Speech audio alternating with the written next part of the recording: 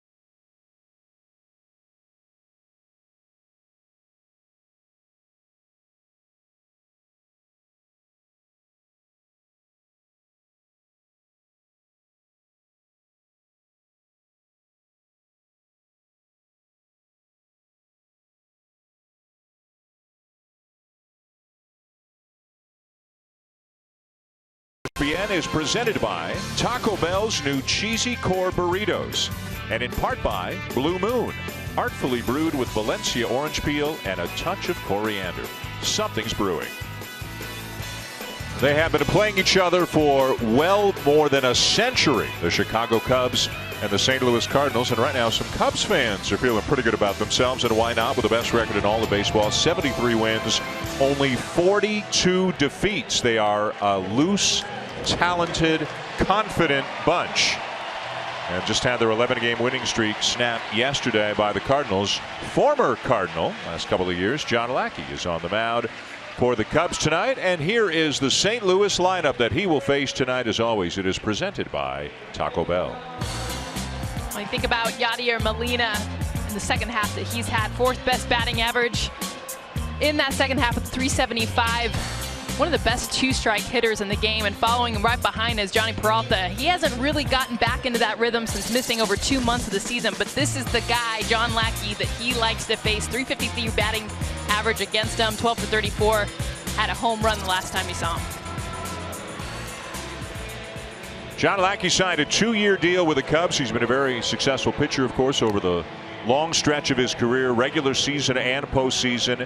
151 strikeouts and 151 2/3 innings this year. He's coming off a very good performance against his original team, the Angels, on Tuesday. And as you can see, it's the lowest opponent's batting average of his career, one of the better marks of the National League, at .219 on the season.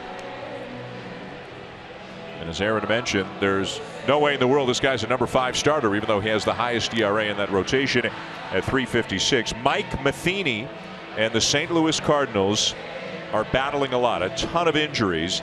They had 3 significant position players on the DL. They got them back, and then they lost 3 more in about the next week. They've also lost Michael Wacha and a number of other pitchers. They are depleted, but their depth is helping them stay in it, and they begin play in this game tied with the Marlins for the second wild card spot in the National League. Joe Maddon's Cubs, well, they are on their way to the postseason. I think everybody knows that. 73-42.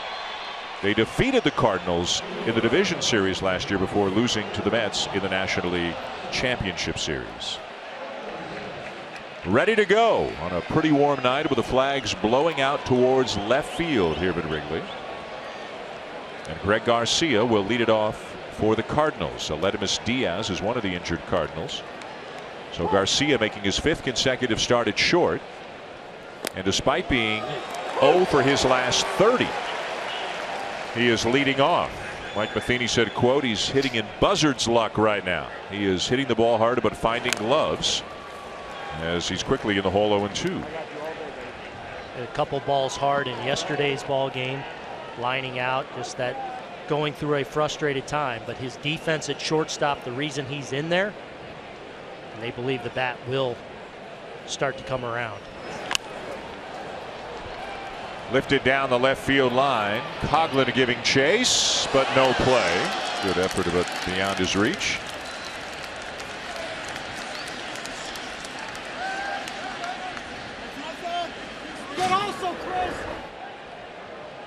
Coughlin knowing where he's at on the field. Makes the best effort climbing. About 6 feet short. The fan with a nice juggle and recovery to make the catch as Garcia stays alive at 0-2.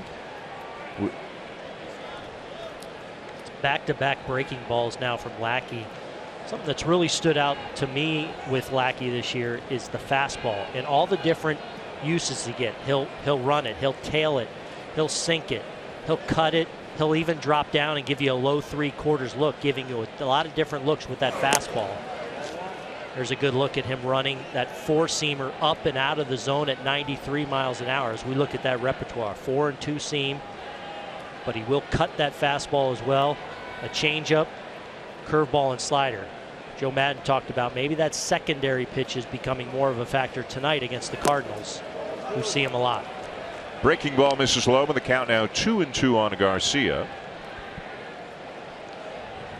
Garcia got off to a great start this year and limited at bats, mostly as a pinch hitter, but got sent down not once but twice, despite starting the season 13 for 23, just a victim of the numbers game on the Cardinals.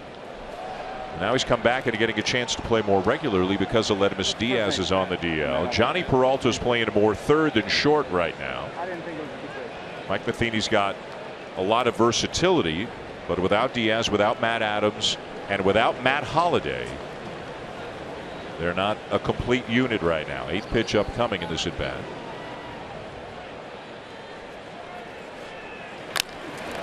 Line to first, and there's some more buzzard's luck again, to quote Mike Matheny, as Garcia hits it sharply but right at Rizzo. You just kind of shake your head right now as a hitter, and Greg Garcia just kind of clapped as that ball went into the first baseman's mitt. When you're in a funk like Greg Garcia is, yet you're swinging the bat well and starting to swing it better, you just kind of go, what more can I do but square it up right now, just not finding any holes. So 1 down, and here's the right fielder, Stephen Piscotty. First pitch swinging, high fly ball, left center field. It is deep and caught on the warning track by Dexter Fowler. Well, that's the fun part for a hitter when you know John Lackey is going to bring you more times than not a first pitch strike. That's Lackey's MO, and for Piscotty just sitting hard there and just missed clearing that over the fence. So a long battle to get Garcia. First pitch out, a deep fly ball to get Piscotty, and now here's Matt Carpenter hitting 3rd for the Cardinals for the 2nd day in a row after being their leadoff man all season. This has to do with the injury to Matt Holliday. Holliday suffering a broken thumb, hit by a pitch a couple of days ago, and is out indefinitely. May not return this season. There's no timetable. It's going to be at least several weeks. They are hoping to get him back, but they don't know if they're going to get him back. More tests still to come for Holliday. So Mike Matheny having to juggle the lineup a little bit, putting Carpenter in the 3 spot, hoping to maybe Garcia or somebody going to get hot up in the leadoff spot.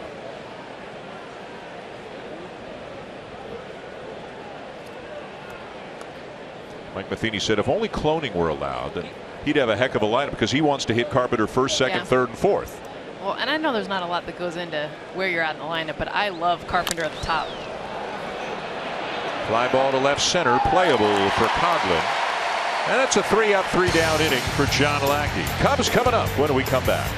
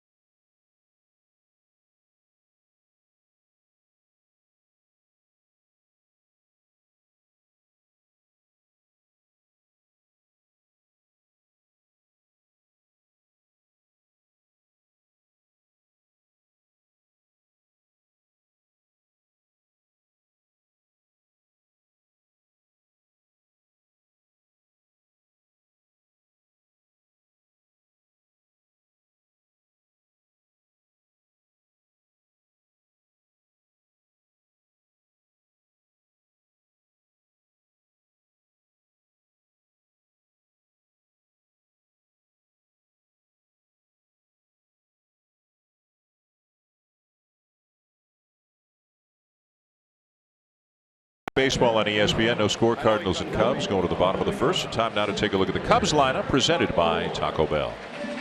Oh, Chris Bryant in that number 2 hole. Certainly an MVP candidate for the Cubs in the National League. 2nd in the league in homers. Leads the National League in runs scored with his ability to get on base and hit for power. And then Addison Russell showing up more and more in that 5 hole because he's been so productive with runners on base. 71 ribbies. 2nd in the National League as a shortstop. Mike Leake is on the mound for the Cardinals tonight. Ex of the Reds and the Giants. Signed a 5-year deal in the offseason to come to St. Louis. 8-9 with an ERA of 4.79 on the season. A pitch to contact guy. Not a lot of swing and a miss for Leake. A lot of balls on the ground. And the Cardinals defense on the infield is Been a little leaky this season, and that has cost League at times. He paints the outside corner to jump out in front of Dexter Fowler, 0-2. Fowler, Bryant, and Rizzo for the Cubs here in the bottom of the first. Breaking ball down and in. Leake's a very good athlete. He can swing the bat a little bit. He's hit 6 home runs in his career. He leads all National League pitchers in assists and putouts. He has committed 4 errors, though, this season. But Joe Maddon described him as kind of a right-handed version of Travis Wood. The Cubs have a guy who can swing the bat, run the bases, play some defense, a very good athlete out there on the mound. Just low, and the count is full. And similar to Lackey, you know, Leake's obviously different stature, different angle coming in, but he's going to sink the fastball. He'll straighten it at times, and he'll cut the fastball to try and get different looks with his pitch of velocity. But one thing I think that's hurt him a little bit this year is almost 80% of his pitches are in that fastball window. So 89, 90, 91 miles an hour, whether it's sinking, cutting, or four seam. Not a lot of secondary, even though he has a very good breaking ball and changeup. And after jumping out in front, he loses Fowler.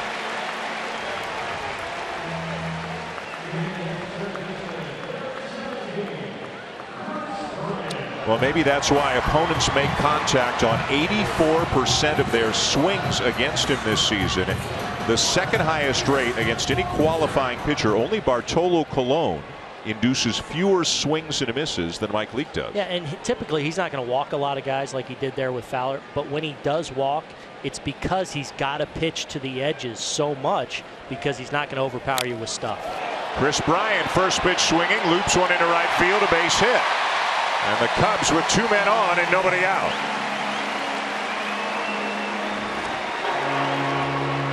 And that'll bring up Anthony Rizzo. 4th in the National League this year with 82 RBIs. Career best on base percentage, career best slugging percentage. I don't know if you call him a young veteran or an older young guy. They got so many young players on this team. He's a little bit older than some of the other guys. And boy, has he meant. Young vet. Young vet? Oh, yeah. And he has meant so much to this team in recent years. Has not homered since July the 20th. Sitting on 24 on the season. Base hit through the right side. Fowler's getting the wave. Piscotty's throw is cut. 1-0 Cubs.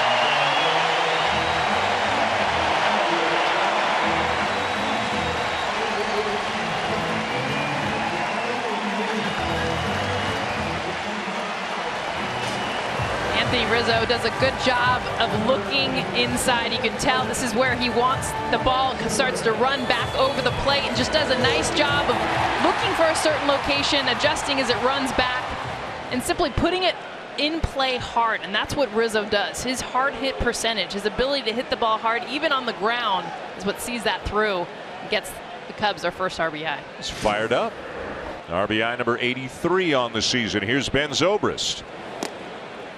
Zobrist getting a start at second base tonight. Has also played some right field and left field for the Cubs, who have so many versatile players on their team. You can see he's been hot lately. And always a tough out. Has walked more than he has struck out this year. 67 walks, 57 strikeouts. Runners on the corners, nobody out, and a run in already. Breaking ball lifted to left field. Moss setting up. Bryant tagging. Moss the catch, and the throw comes into second. Sac fly makes it 2-0. It's a real nice job by Moss of understanding that, hey, Bryant runs pretty well at third base. I don't realistically have a play at him at the plate. So take what the game gives you. Keep that double play in order. Keep Rizzo from moving to second base and limit that damage the best you can. But Zobrist, after struggling there for a while in the middle of the season as well, has really started to pick it up again of late, driving in big runs here in the middle of the lineup for the Cubs. Now Addison Russell, as Aaron mentioned, having a very productive season. He's driven in 71 runs on the season. Hit a home run yesterday, also drew a couple of walks, and Madden says as much as he liked the single and the homer from yesterday, He liked the walks even more. Feels very comfortable and confident having Russell up in the 5 spot. Remember last year, Joe Maddon often hit the pitcher 8th and hit Russell, who was then a rookie, 9th. Wanted him to have a position player behind him, get some more pitches to hit. Now he's in the 5 spot. He's all of 22 years old and is certainly among many one of the tremendously talented and productive young shortstops that are all over baseball right now as he bounces into a fielder's choice for the 2nd out. Well, Joe Maddon was talking about, a lot of times with young players, with young talented players, because he talked about Addison Russell and the power not surprising him at all. What allows a player to develop and go to that next step, he feels like, is laying off pitches out of the zone, which is what he's starting to see more and more, and taking advantage when you get the ball that's in your power zone and driving it. And that's what Addison Russell's done more and more often as this season has unfolded. Here's Chris Coughlin getting a start in left field tonight for the Cubs. Up 2-0 bottom of the 1st. And hits a little tapper to first. Matt Carpenter will make the play, and that'll end the inning. But the Cubs off to a good start. And no surprise, Rizzo and Bryant in the middle of it.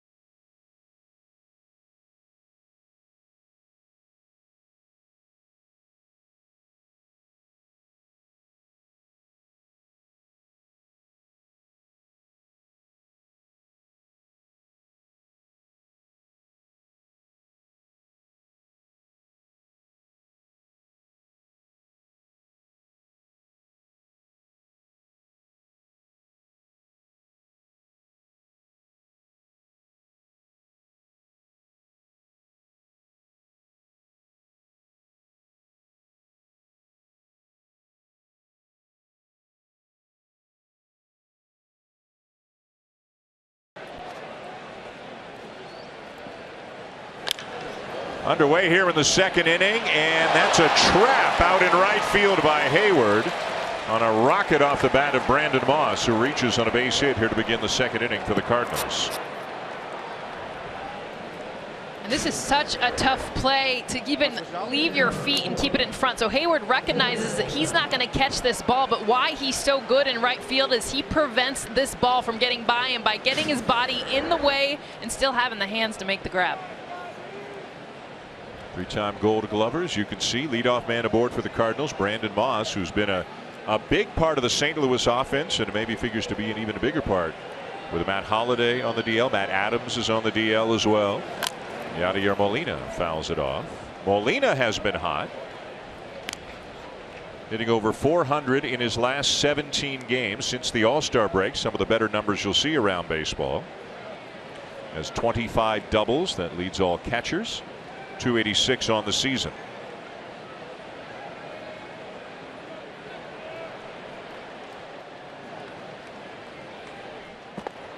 Cardinals lead the National League in home runs with 160. Moss, who's at first base, has 20.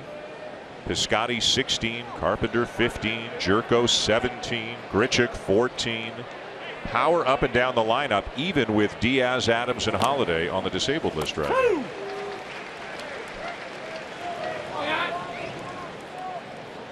In the last few years, they have not been a home run hitting team. Last year, we're 11th in the National League in home runs. This year, they're number 1. They're 3rd in the league in runs per game, behind the Rockies and the Cubs. More of the problems for St. Louis have come from the mound, or maybe even more than that defensively. They have really struggled defensively. Moss thought about it, now scampers back. This is a great job by Contreras, the young catcher for the Cubs. This is a very difficult pitch to handle in the dirt, and Brandon Moss read it pretty well. He started off as soon as he saw that in the dirt, but how about the way Contreras keeps that ball close to him, and then the athleticism to jump on. He's in position to make a play should Moss try to move up. That's a real nice block on a tough one. Ball 2. You know, sometimes there's so many good young players on the Cubs. Sometimes nationally, maybe some of them get overlooked, or you forget about them a little bit. But this kid's upside, Wilson Contreras' upside, is unbelievable. He's got versatility too. Can play left. He's got power. And Joe Maddon loves his energy, his hustle, his work ethic, and his baseball IQ too. How quick he is picking up things at the major league level. Well, think about bringing in a rookie catcher to a team that's arguably the best team in Major League Baseball and plugging him in and having him have a significant role with a veteran pitching staff. I think it speaks volume to how much they not only think of Contreras' ceiling, but the kind of kid and person he is. Runner goes, swing and a miss, no throw down, nobody covering. As Molina strikes out, and Moss takes second on the play. Nobody moved on the infield for the Cubs. Well, it's a great jump by Moss. A little hanging breaking ball that Yachty swings right through, and not quite sure what happened. Not sure if they would have had a real strong play, but that's just a miscommunication between Zobrist and Addison Russell. Probably thinking the other one had the coverage out there at second base. First stolen base of the season for Moss. Here's Johnny Peralta. So Peralta, who's had a couple of injuries this year, has only appeared in 41 games. Since he's come back the second time, he is by and large playing third base. Mike Matheny feels of the current players on the active roster, and again Diaz is on the DL, that Garcia is their best option at short. So Peralta playing third for the most part as he grounds out. Moss comes to third with 2 down. Going to bring up another member of the infield crew for the Cardinals, Jed Jerko, who can play different positions as well. But right now is playing a lot of second base. Colton Wong not getting a whole lot of playing time because Jerko has been hot. He's got 10 home runs since July the 18th. The only player in baseball who's got more since then is Brian Dozier of the Minnesota Twins, who hit another one today. He's got 11 home runs during that time frame. Dozier's got 26 on the season. Jerko is just one of those under the radar, I thought, real shrewd moves by John Mozeliak in the offseason because he can play a lot of different positions. The upside that he brings with his power. Now this Cardinal offense, so many interchangeable parts, guys that can play different spots. But you know, bringing in Moss at the trade deadline last year, Matt Holiday before the injury, bouncing back from a power standpoint, a lot of different places. They get power production in this lineup.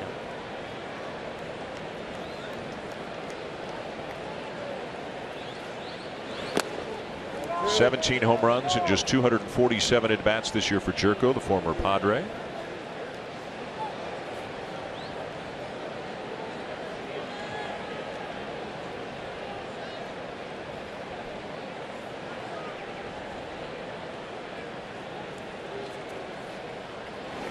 Down and away, ball 3.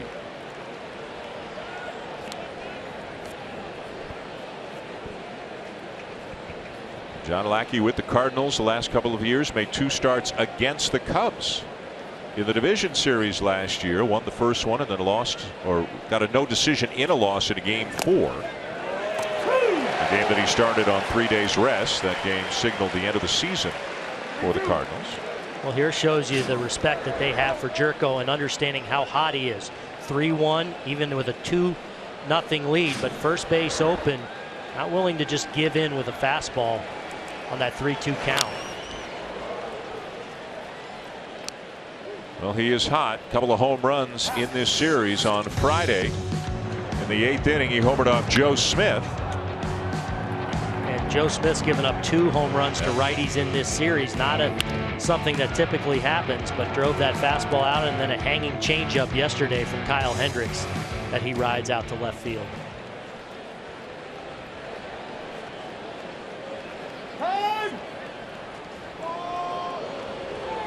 Oh, when Dan Bellino calls time, you know it.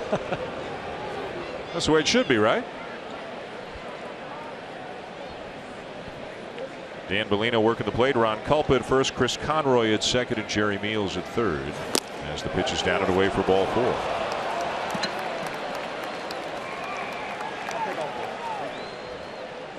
We've got more Major League action coming your way this week. Tomorrow night, it'll be the Kansas City Royals and the Detroit Tigers at Comerica Park, 7 Eastern here on ESPN. Wednesday night, the Red Sox and the Orioles. Huge comeback for the Orioles today. We're down 7-1 to the Giants going to the 7th, and won 8-7.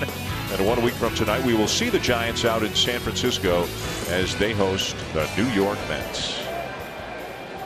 Runners on the corners with 2 down for Randal Grichuk.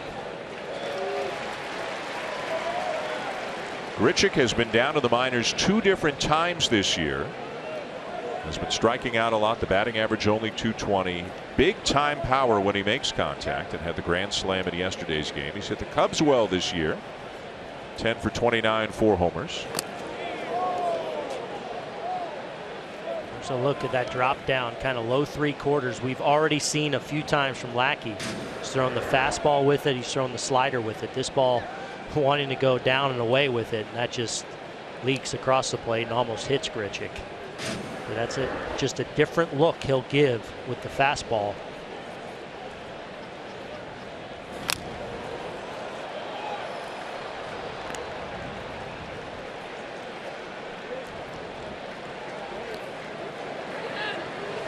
Hi, Mom. Got a little Arietta beard rocking for Dad there. They took Adnan and Dallas's hats for the pregame show. Couldn't get you to put that on down on the set, could we, Booney? Well, I just combed my hair. You know what I mean, Dan? Yes. Well, I vaguely remember. Oh, really? 2-2 the count. First and third, 2 down. Lackey and Grichuk.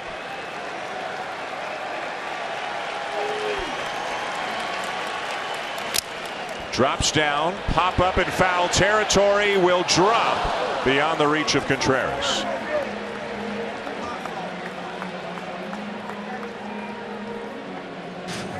You see the effort both from Rizzo and Contreras, knowing where he's at, going with the slide so that he doesn't run into the dugout. It always stands out about this Cubs team, Jess, is just the athleticism that they have all over the diamond, in the dugout, not playing tonight even. Contreras, the fact that he even got close to that, impressive.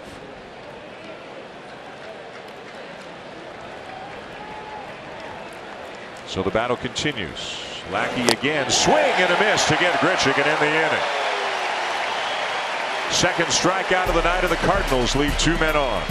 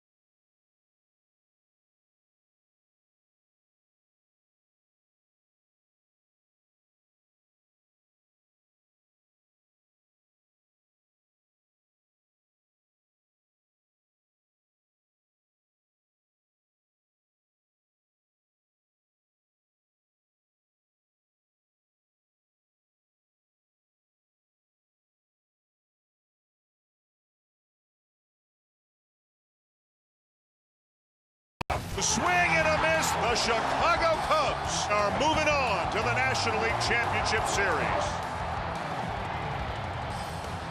Great year last year for the Cubs, and hard to believe, and granted for so many years there was just a World Series. There was no such thing as a League Championship Series, never mind a Division Series, but just the 4th time ever that the Cubs won a postseason series, and 2 of them were more than 100 years ago. They're looking to add to this list this year and maybe win their first World Series since 1908. They are the best team in baseball right now, 73-42. Bolster the bullpen with the acquisition of Aroldis Chapman at the trade deadline, of course. Up 2-0 here tonight as Jason Hayward is called out on strikes.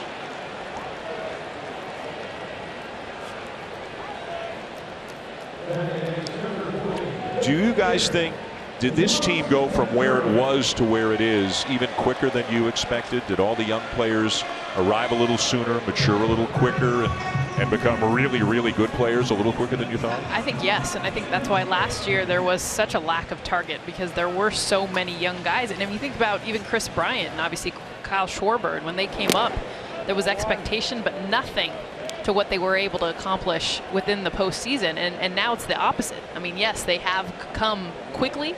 I think it was a surprise last year, but now the expectation has tripled for them this season. Yeah, I was certainly buying all the talent last spring training. Remember, Chris Bryant had that huge spring, and they were kind of the talk, but I felt from a playoff standpoint that they were probably a year away. I could not have been more wrong. What, 98 wins a year ago? 96? What?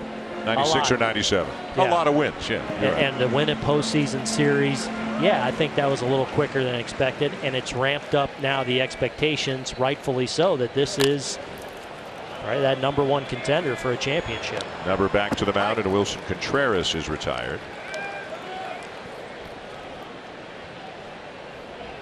Sunday Night Baseball on ESPN, presented by Taco Bell, is brought to you by Pepsi. Tell the world how you feel and what you love. Find your Pepsi emoji today.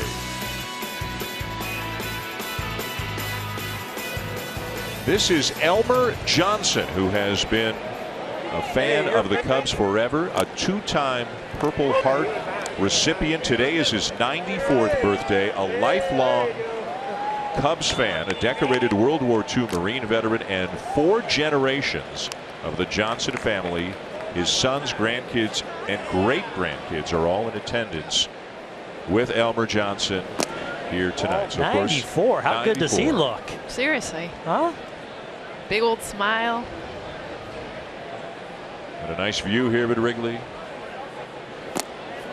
John Lackey with a swing and a miss, and that's all for the Cubs. End of 2 at Wrigley.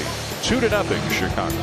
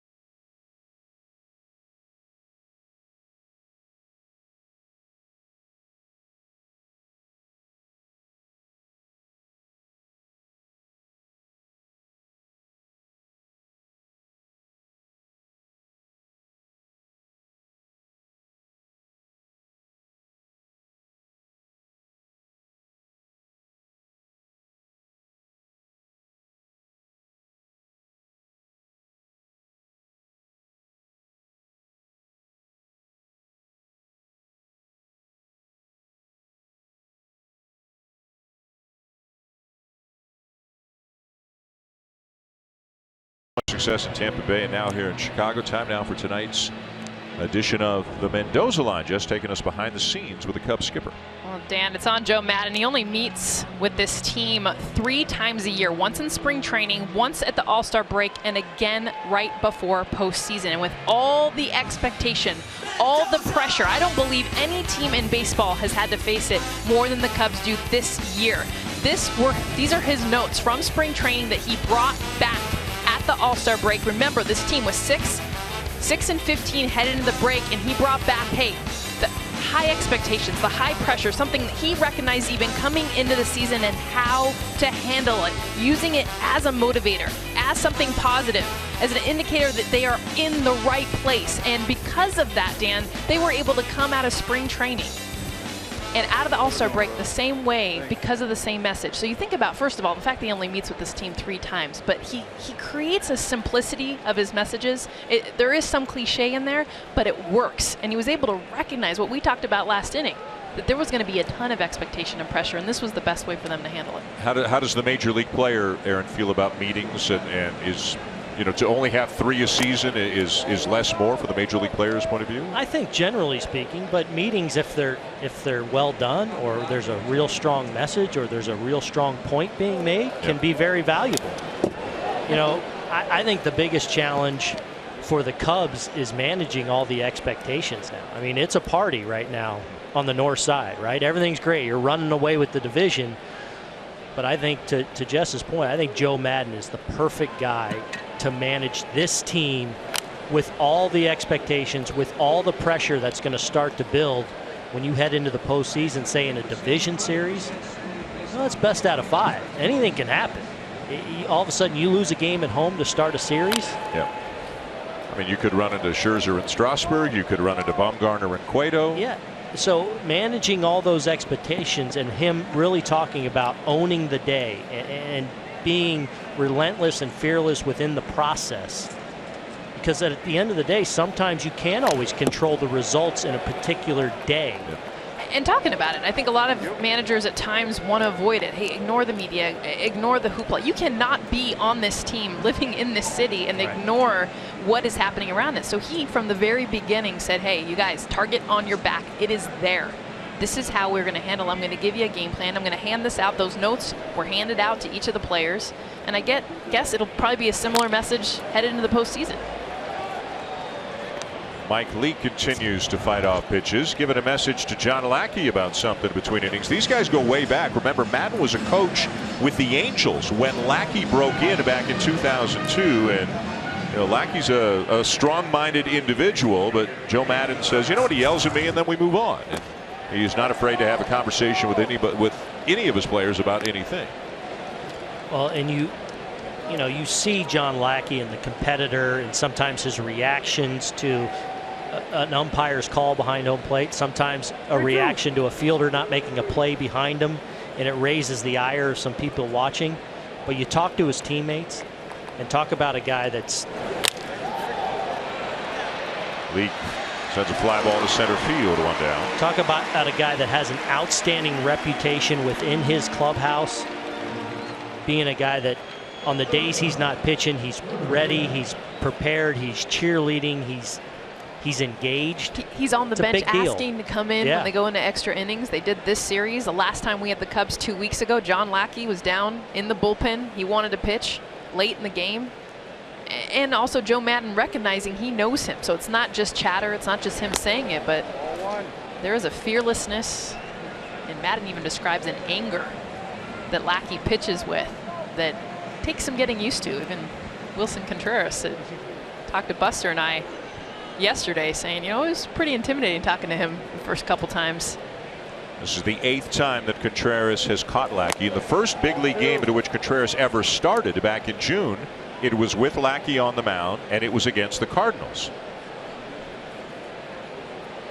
Contreras catching about 3 days out of 5 right now for the Cubs. Generally speaking, does catch when Lackey is on the mound. 2-0 to Greg Garcia. Chases a breaking ball down and in, 2-1. Let's go down to Buster for more. Yeah, and you guys saw those career ranks where Lackey is, generally speaking, behind CC Sabathia, Bartolo Colon, third. When I asked him if there's any numbers he's trying to chase, he said no, just 3. And that's the number of championships he wants to win, along with the Angels title in 2002, Red Sox 2013. Garcia hits another ball sharply. This one off the glove of Zobrist into right field, and it's been scored. A base hit. Garcia will say, you know what?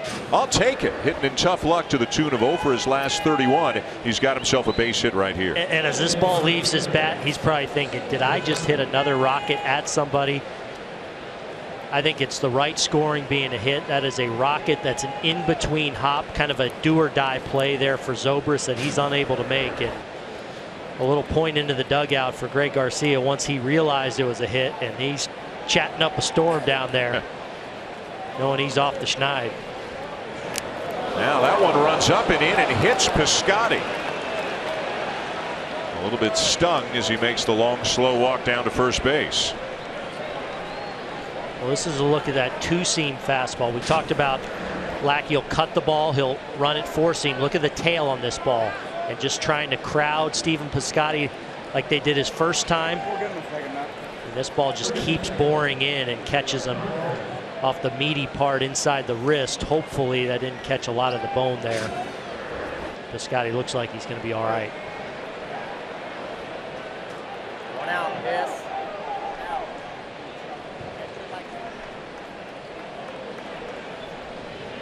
So 2 men on with a 1 out for the Cardinals here in the 3rd inning, and Lackey now will face Matt Carpenter with a fly ball to left his first time up. Carpenter's now 0 for 9 in his career against Lackey. He has walked 3 times against him, but he has struck out 5 times. This guy is 2nd in the National League in OPS. He's had some great years in recent years. Had a 55 double season and 28 homers last year. Always has a great on base percentage.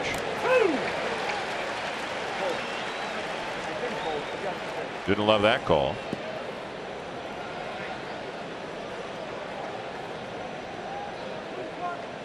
Hitting over 300 with runners in scoring position this year. Playing first base again tonight. Again, a lot of juggling for the Cardinals because of the injuries. Played a fair bit of first base 4 years ago. Has not played much first at all since then. As he takes down and away.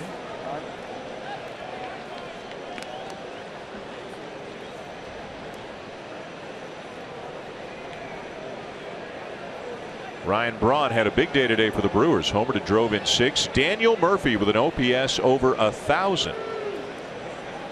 Maybe the front runner for MVP right now in the National League, although both Rizzo and Bryant, you got to figure, are in the conversation.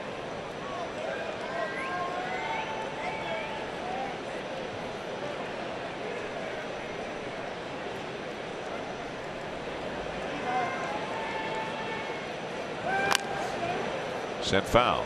And it's fun to watch Lackey work Matt Carpenter here, as you touched on. 0 for 9 in his career. Doesn't look like he sees the ball real great off of John.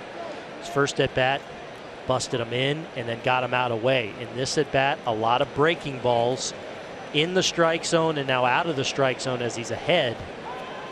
We'll see if at some point does he show him something hard in? Does he stick with the off speed? And does he change arm angles to maybe cross him up even more?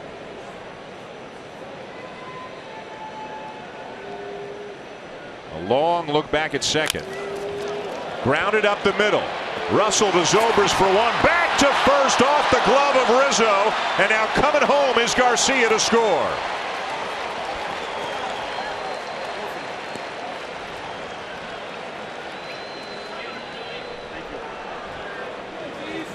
Well, it's a look at the athleticism for the Cubs. It's almost a great double play. It's taking it up the middle. Addison Russell does a good job of getting to that ball and giving a nice feed to Zobrist. But Zobrist, because the ball's over on the second base side, doesn't quite get all the way turned around. That ball goes in the dirt, and when it skips past Rizzo, as you see John Lackey's reaction, because that ball gets by, that allowed the run to score, drawing the ire of John Lackey. So fielder's choice, no RBI. The error on Zobrist allowing the run to score. Now Moss lifts a fly ball into deep left field, and it's caught by Coghlan, twisting and turning and finally practically plucking it out of the ivy to make the catch and end the inning. Difficult play made by Coghlan. Cubs up 2-1.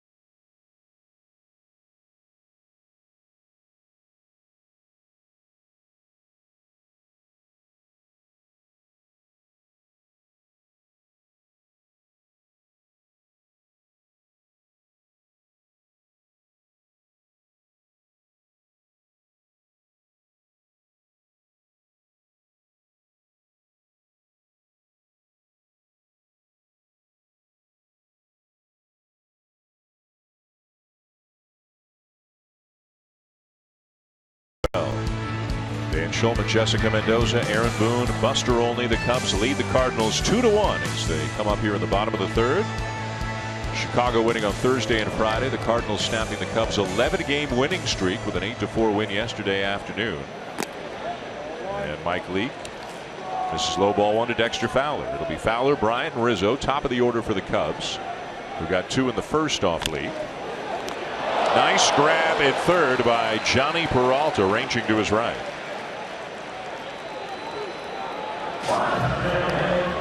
Good reactions down there. You see Peralta shading the other way over to pull in that hole, but good first step quickness there. A big first out here as Leake tries to settle into a little bit of a groove now after having a real clean second inning. Here's Bryant, who singled and scored in the first and takes strike at the knees, or maybe a little bit below. Either way, it's 0-1. Bryant, who's already got more home runs this year than he had last year. Had 26 last year as a rookie, 28 so far this season. Leads the National League in runs scored with 88. As good as Bryant and Rizzo were last year, both of them have better numbers so far this year. Again, right at the knees or just below. That's where Leake has to be successful, looking to get guys to hit the ball on the ground. He's going to have a good night if he keeps getting that called. Hangs a breaking ball, but it's fouled off up onto the roof on the right side by Bryant. And Bryant, who's a very good high ball hitter, his discipline with Leake is, I need to see the ball up because I know everything's probably going to have that good downward sinking action. So if I chase something at the bottom of the zone, it's probably going to end up a ball.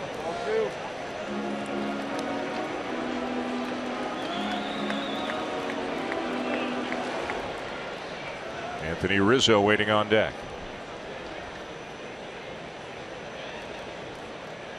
Two. Full count.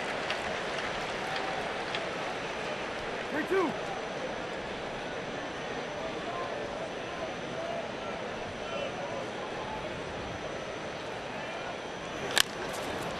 And a ground ball. Jerko stationed up the middle to make the play, 2 down.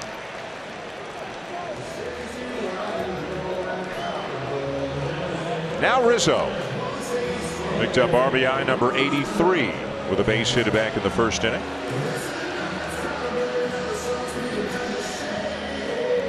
Rizzo was the guy at the plate in the 11th inning on Thursday when Zach Duke threw a pitch that Cub fans thought was a ball and Cardinal fans thought was a strike. It was called a ball, and that walk forced in the winning run. Great grab down there. Well, Dan, it's so tough to get inside to Rizzo because of where he's at on the plate. You either hit him or you end up missing over the plate. And I thought Duke and that walk-off walk did a perfect job of actually lacing the inner half. So you see Leake try to go there where Molina was set up on that last pitch, missing up. But Rizzo doesn't leave a lot of room. I mean, there's maybe 1.5 inches there that he can hit that's black. It's not going to hit him, and it's not going to be over the white. Side.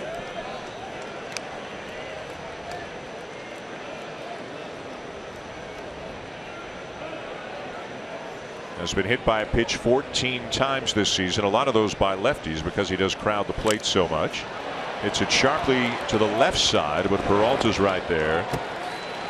And the Cubs are done. 9 in a row now set down by Leake after they got a couple of runs off him early. Yadier Molina leads it off for the Cardinals.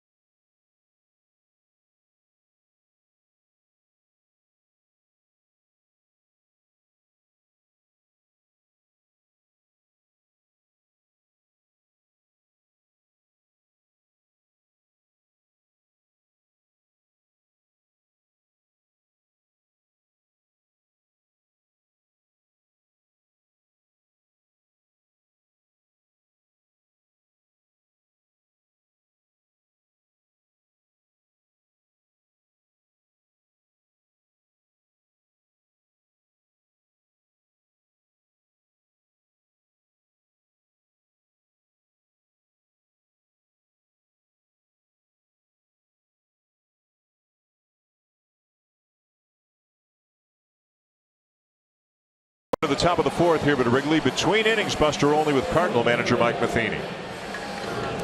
Mike, what are you seeing in Mike Leake tonight?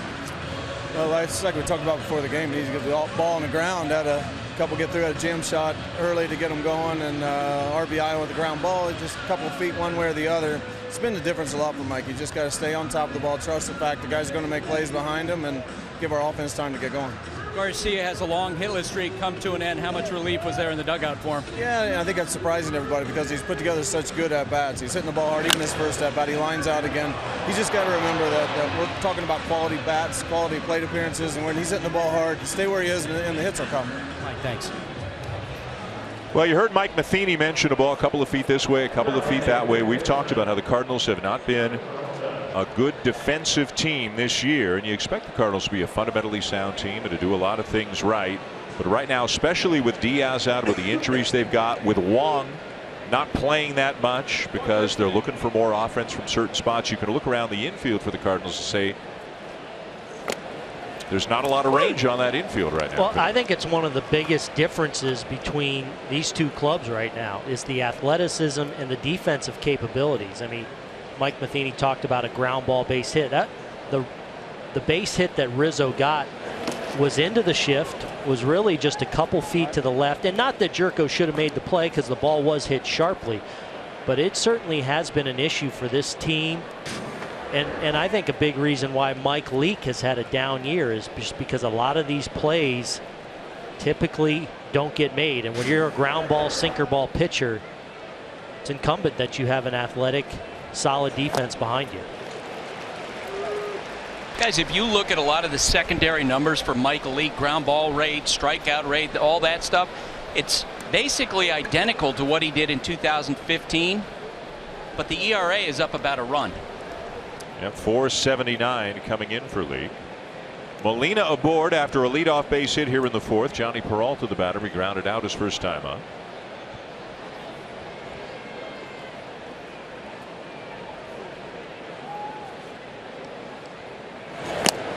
Up and away, 2-2. Peralta this past week hit his 200th career home run.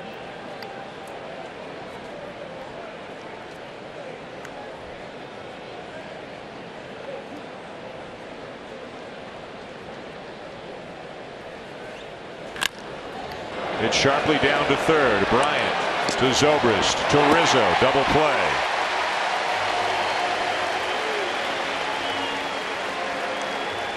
Major League Baseball on ESPN continues tomorrow night. Eric Hosmer and the Kansas City Royals taking on Miguel Cabrera and the Detroit Tigers tomorrow night at 7 Eastern. After the game, stay with ESPN for Baseball Tonight for all the highlights and analysis from the best in the business. Today, Detroit Tigers are a real factor right now. They picked up their second consecutive shutout, beat Texas 7-0. Michael Fulmer went the distance on a 4-hitter. What a season he has had as the Tigers take 2 out of 3 from Texas. Watching Fulmer pitch his last few starts, I mean, talk about even a Rookie of the Year candidate. Man. Coming up and just throwing strikes, getting pitchers to just look silly. I think the Padres are wishing they would have made that trade for him last year at the deadline. Instead passing, and it ended up being Yoenis Cespedes going to the Mets, and the Tigers look like they got a real gem and an anchor to their rotation in Fulmer. On the appeal, he wins. And it's 1-2. Side look there. Close. What do you think? Well, Yes. it's not described specifically in the rule book, so how do we know? He makes contact why with that. It's in yeah. the gap. It's in the gap. Yeah. Yeah. What do you think it should be? Wrist breaking, bat across the plate, intent. I mean, how do you judge it? I don't know. You know, watch a game from like the 70s or the 80s, Yeah. and it's almost a full swing, and they don't even check. Really? Yeah. I don't know when it's kind of, I guess, just the TV cameras and all the angles, I guess. Jerko chases and the inning is over. 2-1 Cubs going to bottom 4. When do we come back? Buster Olney with Joe Madden.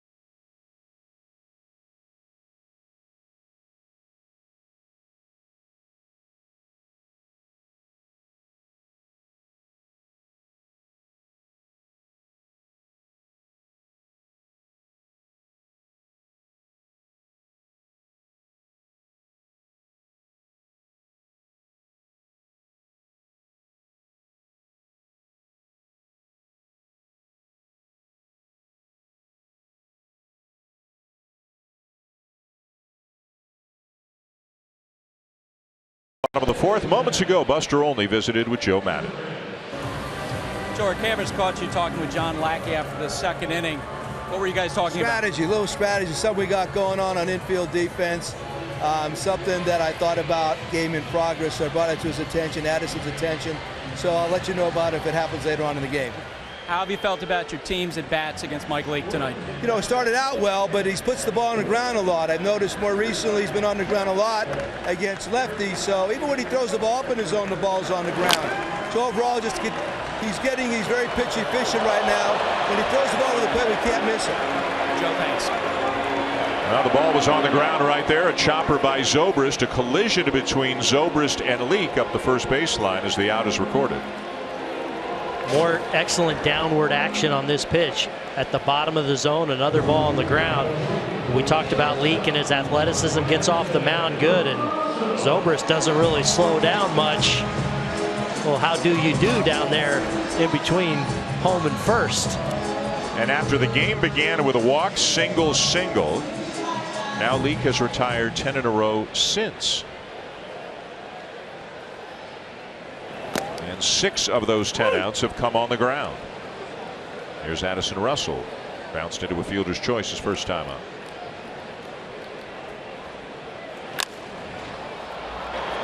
Popped up down the right field line. Piscotty into foul territory. Can't make the catch. And maybe, just maybe, because of the presence of the bullpen mound. You don't see this much at all anymore in baseball. Only a few parks have it. That's got to make it complicated for the outfielder. Dan, that's all you need. It's just a slight hesitation, and that's what you see from Piscotty, is just a moment there of recognizing as he kind of goes up the hill, gets near the mound. And the ball, you got to remember too, as it's tailing, is going away from his glove. So even just a second of hesitation is what allowed that to get off the tip of his glove instead of in it.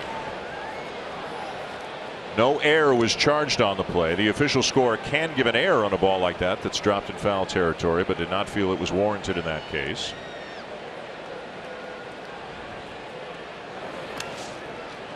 Russell, as we mentioned, with 71 RBIs on the season. That's only one back of Chris Bryant. Russell's just outside the top 10 in the National League in RBIs this year. Bryant's a bit ahead of him, and Rizzo's up amongst the leaders in the top 5 in the league. And all of them have had great opportunities to drive and run. If you look at National League players who have come to the plate with the most runners in scoring position this year, Rizzo's 1, Zobrist 2, Russell 3. Now they've taken advantage of those opportunities, but they're getting a ton of opportunities. From a knee, what a throw by Peralta to get Russell. Well, we've seen Johnny Peralta now make a few nice plays down there at third base. I thought it was a mistake for him to leave his feet, and surprised he was still able to get Addison Russell. He must have known that Russell struggled a little bit out of the box, because I think normally if Peralta goes to a dive here, because it's slowly hit, he's not going to get Addison Russell. This is a play he needed to stay on his feet, but maybe he realized that he struggled out of the box. A good job of securing that ball with the bare hand as he doesn't come up with it cleanly. A nice play down there at third. Let's bring in Buster. Yeah, guys, I was just watching Johnny Peralta. He was down there checking out his thumb. Of course, he's had injury issues with that this year, so something to keep an eye on. All right, Buster, thank you. An important guy, especially with all of the other injuries that the Cardinals are dealing with right now, including Aledmus Diaz. Ground ball to the right side off the bat of Chris Coghlan, who came in 10 for 16 in his career against Leake, but is now 0 for 2 tonight. 2-1 Cubs at the end of 4.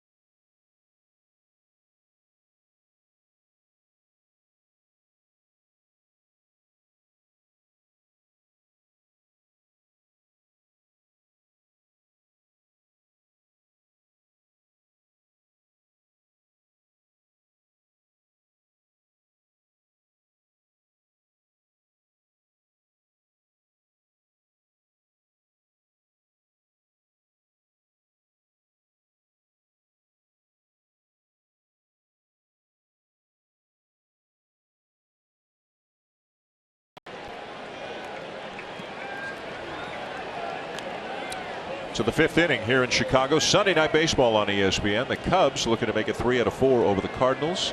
Lead by a score of 2-1. Randall Grichuk leads it off for St. Louis. And John Lackey pumps in a strike. Grichuk struck out back in the 2nd. He'll be followed by the pitcher Mike Leake, and then back to the top of the order for Greg Garcia.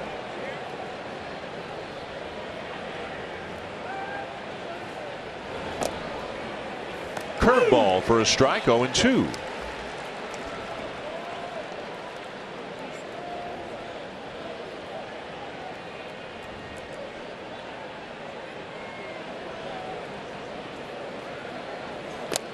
Grichuk with a grand slam yesterday off Joe Smith, and it came on his birthday, his 25th birthday. Helping the Cardinals to an 8-4 win.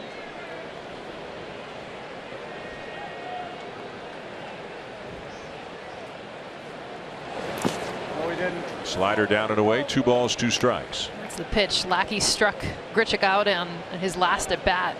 Tell Grichuk wanted to bite. Did a good job of holding up.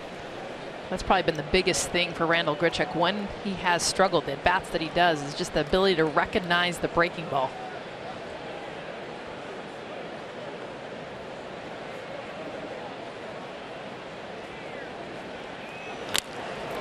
Fly ball to left field, pretty well hit, but not quite deep enough. Edge of the track, Conlon there. Hey, fantasy football season is just around the corner. Get ready for your draft with 28 straight hours of fantasy insider analysis and fun as ESPN's Fantasy Football Marathon, presented by DraftKings, kicks off Monday at 7 Eastern on ESPN2. Aaron, I know, start with you. I know you're a fantasy football guy. Got some tips for us? Well, take Antonio Brown if you do have the first pick or the second pick and he's there. You know, most guys tend to want to take running backs. Antonio Brown is now the exception, right? Because they, even on his down games, they give it to him like he's a running back. Roethlisberger's hitting him 8-9 times, and then he's going to have those 200+ yard games with some TDs. Antonio Brown, don't even think about not taking him number 1 if you're considering. I like Andrew Luck. I know he's a Stanford guy. Had some injuries last year, but he's someone I put money on for the quarterback position. Even though I'm a Packer girl and I like Aaron Rodgers. Thank you. Andrew Luck's someone I'm feeling really good about this season. Big bounce back year for Luck. I would agree. Let's go down to Buster for more. Yeah, guys, and you know this, that major league teams are all preparing for their fantasy football drafts, and the Cardinals are right in that mix. Adam Wainwright has been the commissioner of the Cardinals league, which is called Birds on the Bat, which is now expanded to 20 teams in 2 different leagues, he told me. They have 1 big championship. This is something they take very seriously. A lot of these guys actually share teams, not Adam, who takes a lot of pride in the fact his team always makes the playoffs. He said, look, if I need to make a trade at 3 o'clock in the morning, I'm not going to wait for approval. He gave us his dream fantasy lineup. Booney agrees with you. He's got Antonio Brown there. He was the first wide receiver he wrote down. And I know that, Dan, you don't approve of the fact he didn't pick Aaron Rodgers at quarterback. Of course not, but to each his own. If you want to see baseball players take something seriously other than baseball, it's football fantasy pools. Yeah, we started one with the Reds in 1999. So this would be the 18th year coming up that we've had it. And guys have been loyal. And oh, some of them, this is some of the same group are still in the one that you're in? Oh, yeah. Pete Harnish is the commissioner. We got Casey and Dunn and Kearns and Denny Nagel and Greg Vaughn, Steve Avery, That's Ryan funny. Zimmerman's come in. I'm sure you're not competitive at all. No. Trash talking. Yeah. I almost got kicked out of the league last year. No. Yeah. Aaron Boone. What was your offense?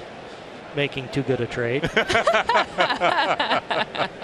So According Harnish, to if Aaron. you're watching. Yeah. Can we get a call in? I called him the King Harnish. He You tried to kick told me out me of the about league. this. This got contentious. This wasn't just fun and games. Some iron on the line now. Ain't messing around. Is your football fantasy team have the same name as your baseball fantasy No. team? No.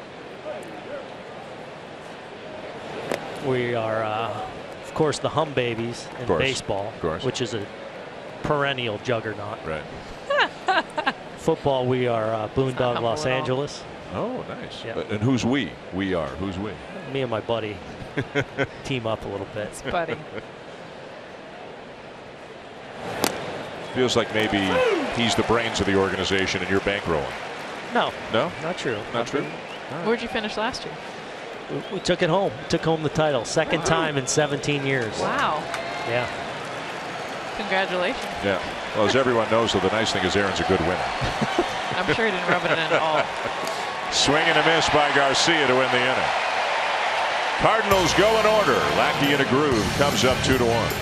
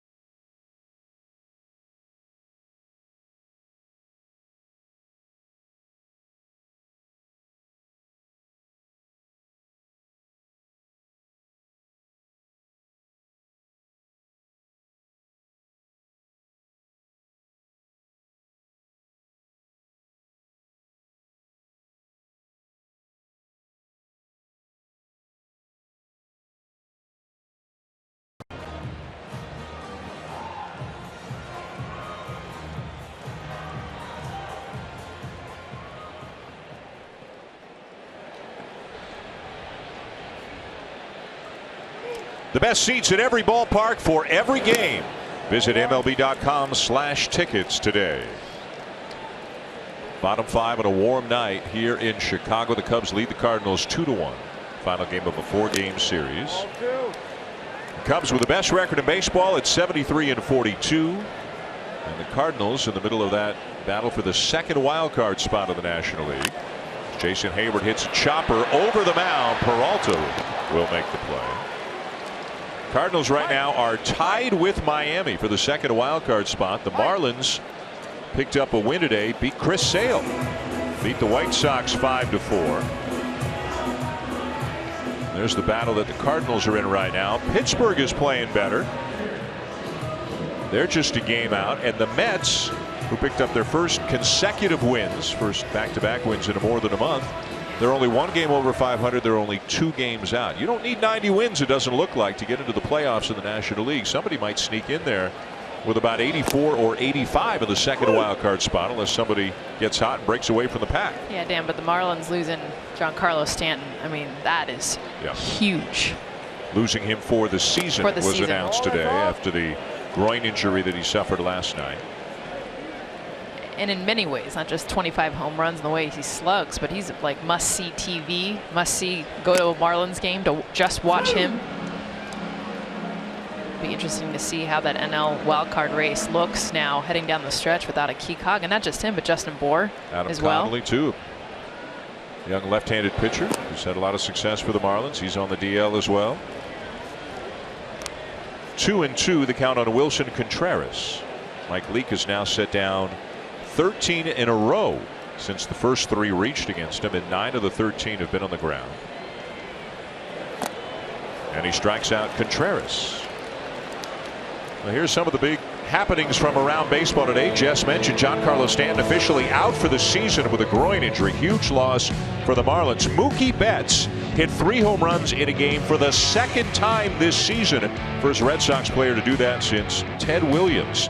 And the Red Sox pummel the Diamondbacks 16-2. Michael Fulmer goes the distance on a 4-hitter as Detroit shuts out Texas. Steven Matz of the Mets took a no-hitter into the 8th inning today, as the Mets picked up a much-needed win.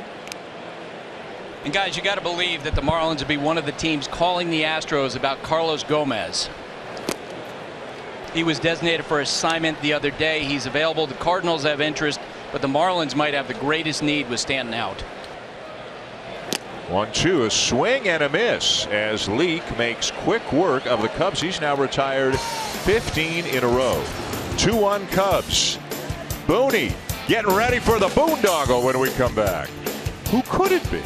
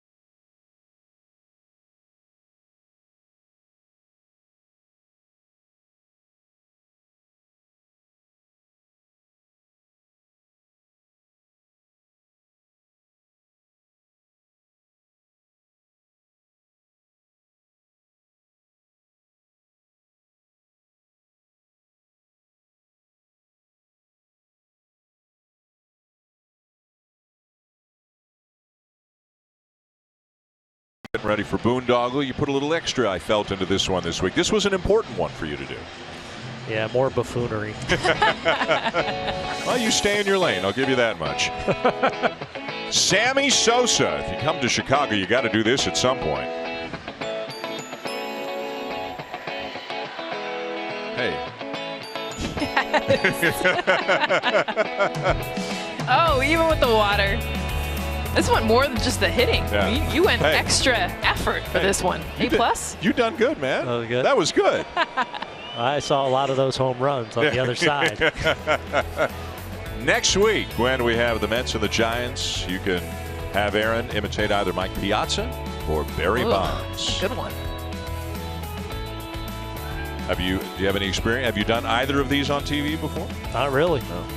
Got to get to work. So you know what you're doing this week. That's right. Out my mirror. Top of the 6th inning here at Wrigley.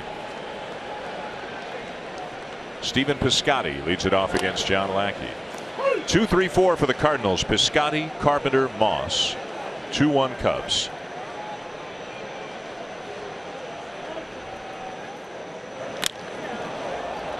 Fly ball right field, well struck. Hayward with room.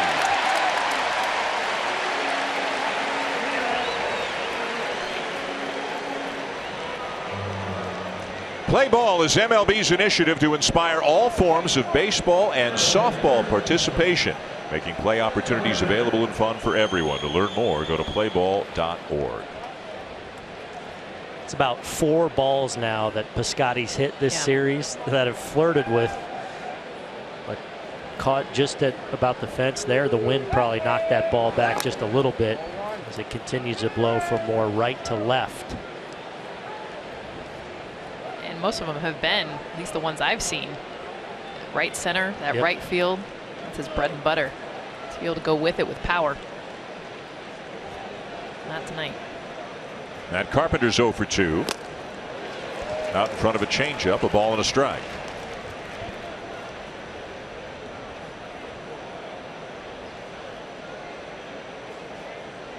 Kind of nodding his head and looking out to Lackey as if to say, all right, I get what you're trying to do to me now. Lackey talked about the chess match it is against his former team. This ball's going to stay fair, and Rizzo will make the play 2 down. Because they know him so well. And this is his 4th start against them, but he said even in the first one, he's like, I threw a lot more changeups, then went to my slider a lot more in the 2nd and 3rd start.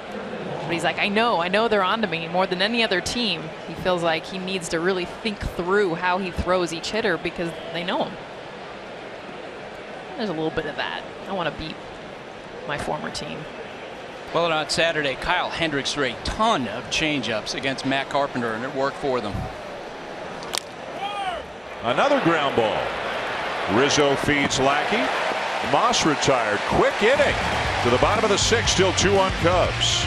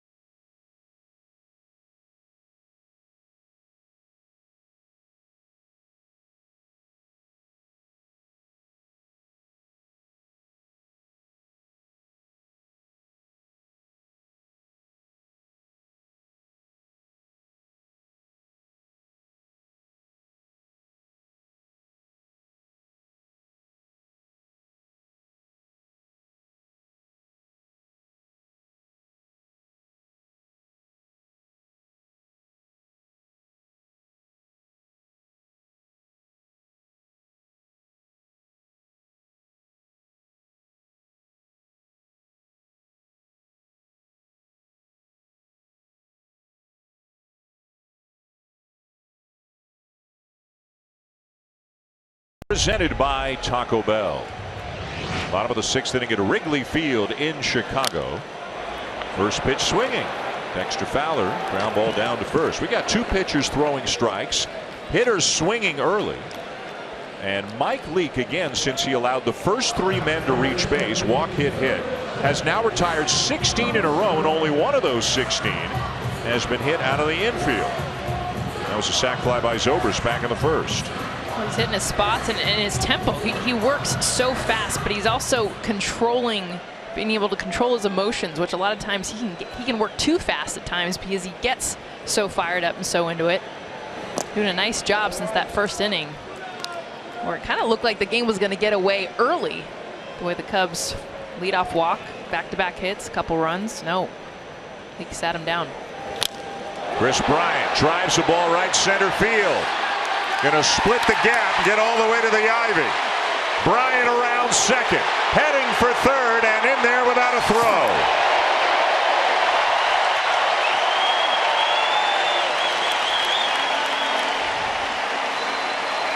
And I like what the Cubs do. After 2 at-bats, they come back with a different approach to Mike Leake. And for Chris Bryant, He comes up looking away. He sets fastball. This is almost on a tee for him, and he doesn't normally like pitches down in the zone, but he knows this is what he is going to get.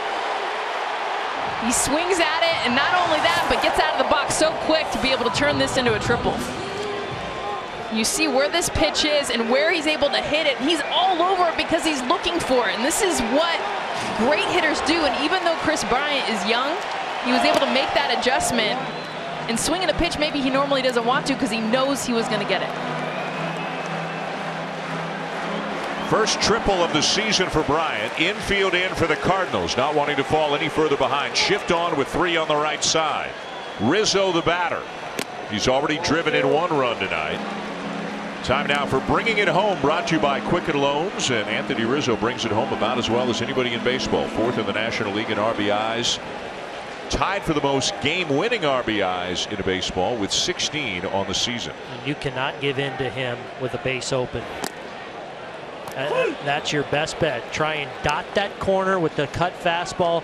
If at some point you get to a point where you can start one at him and try and run it back to the corner, or try and get him to expand on some off-speed away, but do not give in this situation, especially with all the ground balls you've been getting. They went away, and he takes it the other way for an RBI single.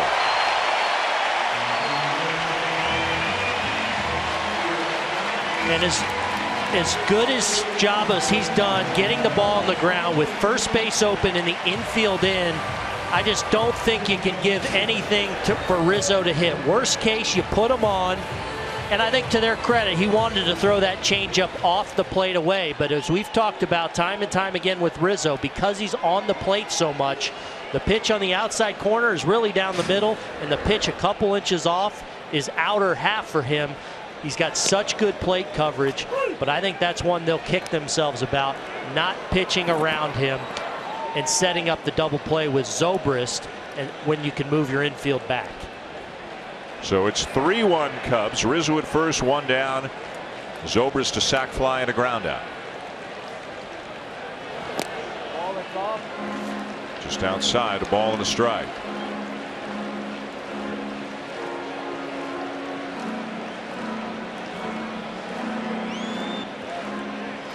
RBIs number 83 and 84 tonight for Rizzo.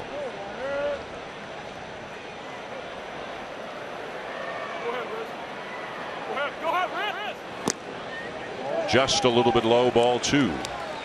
But I love Rizzo's discipline. And, you know, he knows they're trying to crowd him. He knows they're trying to dot that corner. He also knows it's very difficult to do. His whole approach, he was looking one spot, and that was out over the plate. Something he could either get in the air or do what he did. Otherwise, he knew he was probably going to get a free pass to first.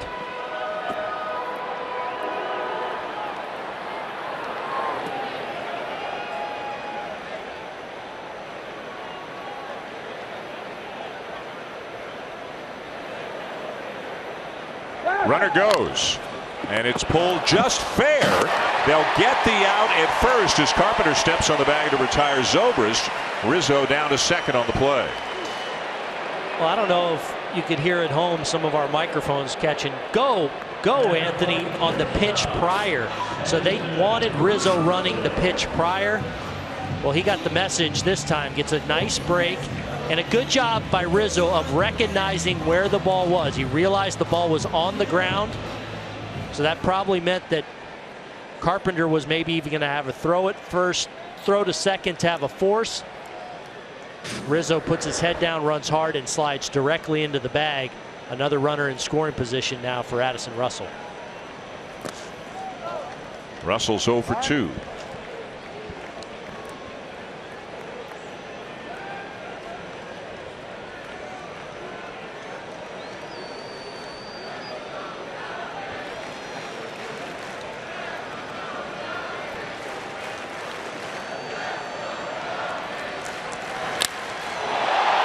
Fly ball center field. Grichuk just has room underneath the basket to make the catch and end the inning. The Cubs get a run now, lead 3-1. We'll take a visit to the rooftops when we come back.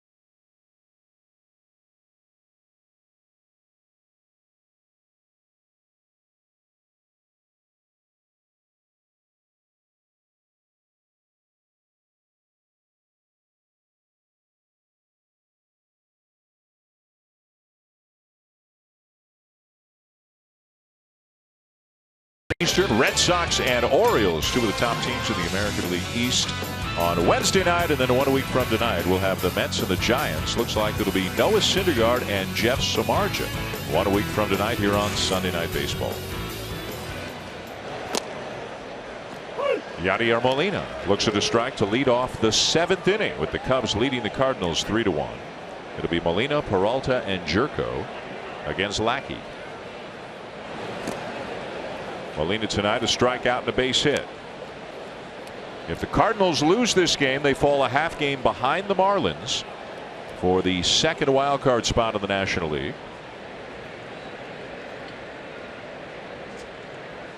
The Dodgers are in the first wild card position right now. They lost today. So did the team they're chasing in the National League West, the Giants. Man, the Giants had a tough one. They were up 7-1 on the Orioles going to the 7th inning, and Baltimore got 2 in the 7th, 2 in the 8th, and 3 in the 9th. Jonathan Scope with a home run off Santiago Casilla. So the Giants lose, but they still lead the National League West because the Dodgers lost to the Pirates. So you got teams like the Marlins, the Cardinals, the Pirates, the Mets, all scrapping for that second wild card spot. Molina aboard with the second base hit. As promised, we're going to take you on a trip to the rooftops. This one is at 1032 Waveland Avenue. This is beyond the left field bleachers here at Wrigley Field. You walk into what looks like your typical apartment building. You got the mailboxes, you got the staircases, you got some apartments. But if you keep going up, you got a restaurant bar up at the top, and you've got a view, if you go out onto the rooftop, of Wrigley Field. Johnny Peralta takes high ball 1. Take you back there momentarily. Peralta 0 for 2, grounded into a double play his last time up.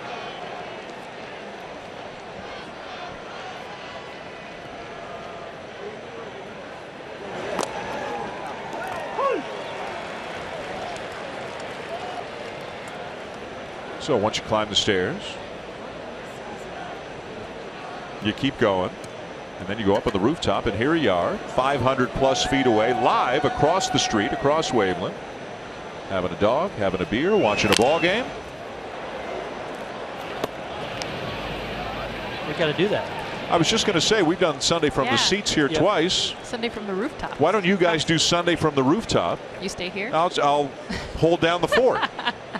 Give you a lot of room up here. Yeah. I'm in on that. Might lose us for a couple innings, but we'll come back. That's part of the magic of Wrigleyville, though. Such a neighborhood. Yeah, more than any other ballpark built right into the middle of a neighborhood.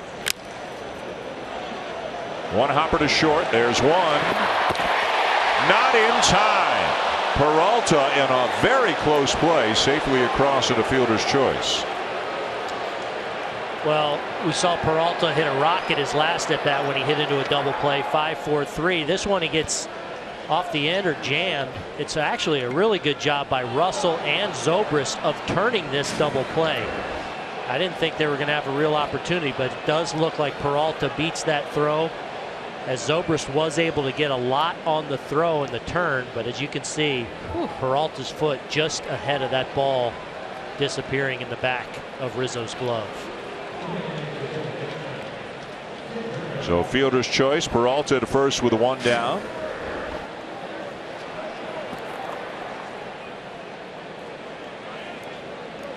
Justin Grimm is up in the pen for the bullpen. John Lackey's at 90 up for the Cubs in the bullpen. John Lackey's at 94 pitches right now through 6 1/3.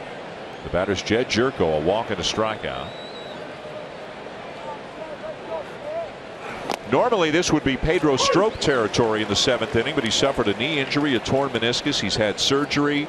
He should be back in 3 to 4 weeks. They've also been doing without Hector Rondon, who's had a triceps problem the last couple of weeks. Never went on the DL, but Rondon, Joe Madden told us before the game, is available tonight. And you wonder if he goes right back to his 8th inning role. I would think it's very much possible. If he's available, you know, the Cubs are really a couple outs away from being in that position to where they can turn it over to Rondon Chapman, something they hope to do for the next couple of months and on through October. Jerko with a lot of power.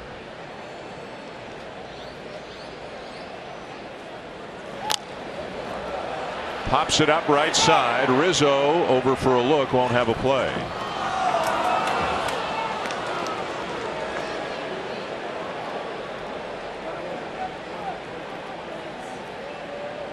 So without Strop recently, without Rondon, pitchers like Carl Edwards Jr., who was terrific until yesterday for the Cubs, Mike Montgomery, Travis Wood. They've been mixing and matching a little bit. Justin Grimm back from the minors. Joe Smith has struggled, as you mentioned, Aaron, has given up a couple of home runs in this series already. Hoping they get Strop back and up to speed again before the postseason. And I would imagine they're getting Grimm ready for the potential 9-hole, who would obviously be a pinch hitter for Leake. 2 lefties on the bench in Hazelbaker and Wong, and then Pham and Rosario from the right side. If they send a left-hander up, Joe Maddon very comfortable with sending Grimm in. Feels like his breaking ball plays very well against the left-handed hitters. I would imagine he's getting ready for that possibility.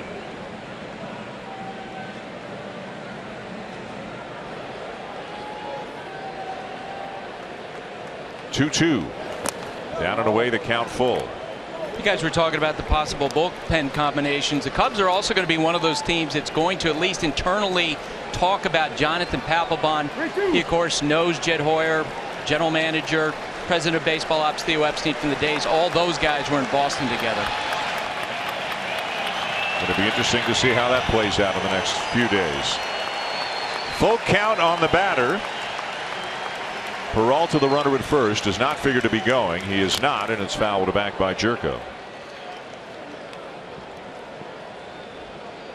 100 pitches even now for Lackey.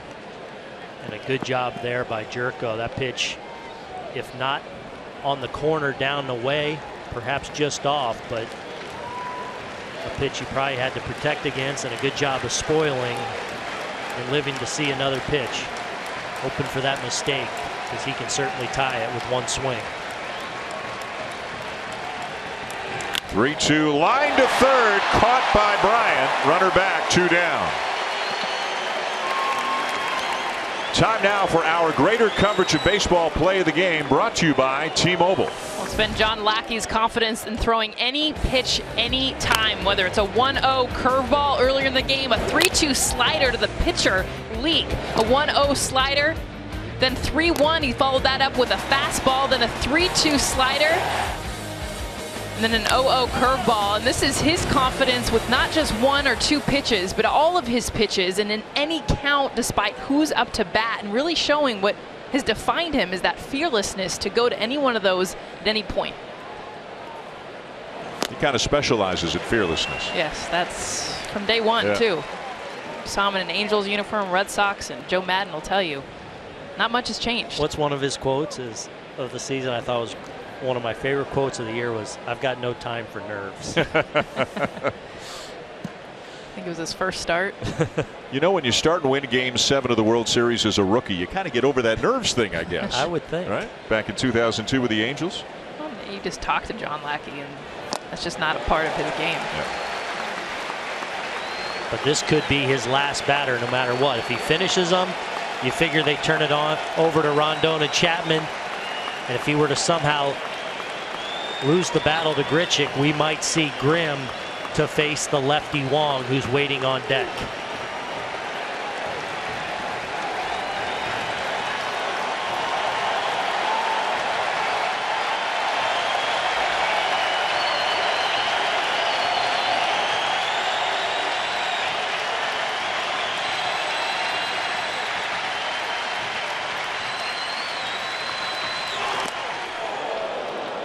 Grichuk takes down and away. 1 ball, 2 strikes. A collective groan from the crowd of 41,019 tonight here at Wrigley. Grichuk had to know that slider was coming. It's a pitch he's gotten out on twice tonight against Lackey. Lately, he's been laying off and away. Let's see if they go to some kind of 4-seam on the outside corner, knowing that, hey, he's trying to lay off that pitch away. Got a piece, and it's a foul ball.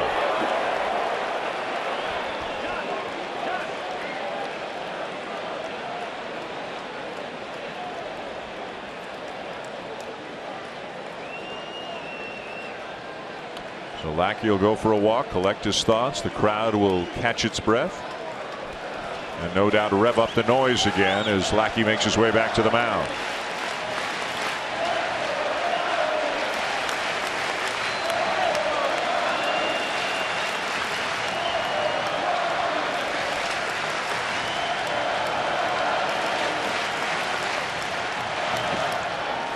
Again, a breaking ball down and away. 2 balls, 2 strikes. And again, I think Grichuk has shown now in his last couple at bats after flailing at that slider. And now Lackey might have something wrong with him. Joe Madden has seen it. He's coming out to check on him. That's not good.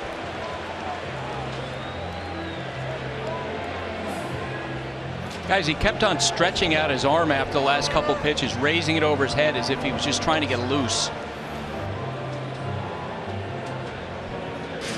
Well, Lackey's a stubborn guy, and he probably does not want to come out of this game, but who knows if Joe Madden will give him that option. He's arguing. Even after that last slider that he missed by more than he has all game. Well, what Madden's saying here is, look, you potentially play way too big a role down the stretch into the postseason for us to mess with anything right now.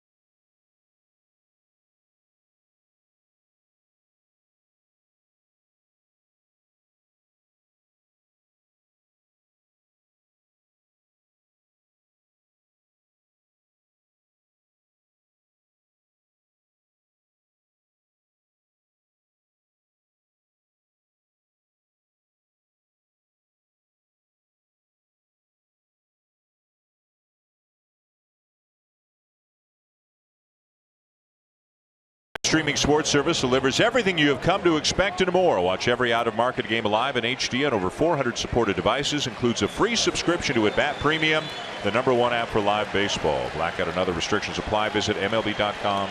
Visit MLB.tv, for details. So John Lackey taken out of the game by Joe Madden after there appeared to be something wrong, some discomfort for him in his arm.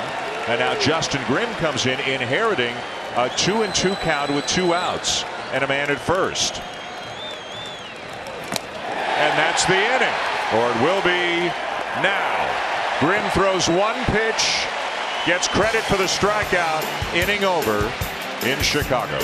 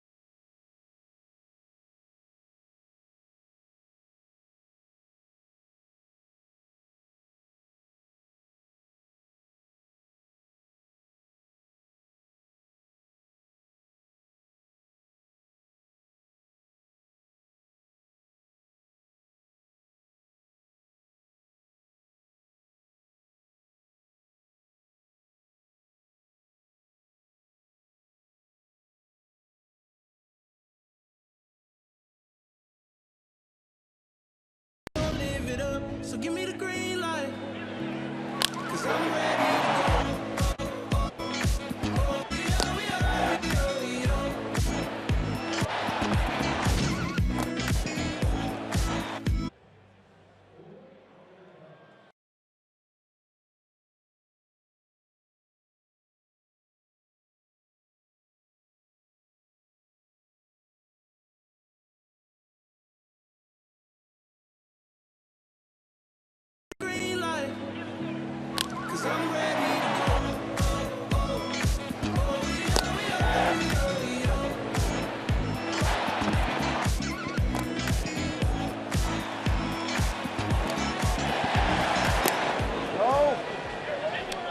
Bottom of the 7th inning here at Wrigley Field in Chicago. Sunday Night Baseball on ESPN. Cubs 3 and the Cardinals 1 as Chris Coughlin leads it off. Mike Leake still in the game. He's been very efficient tonight.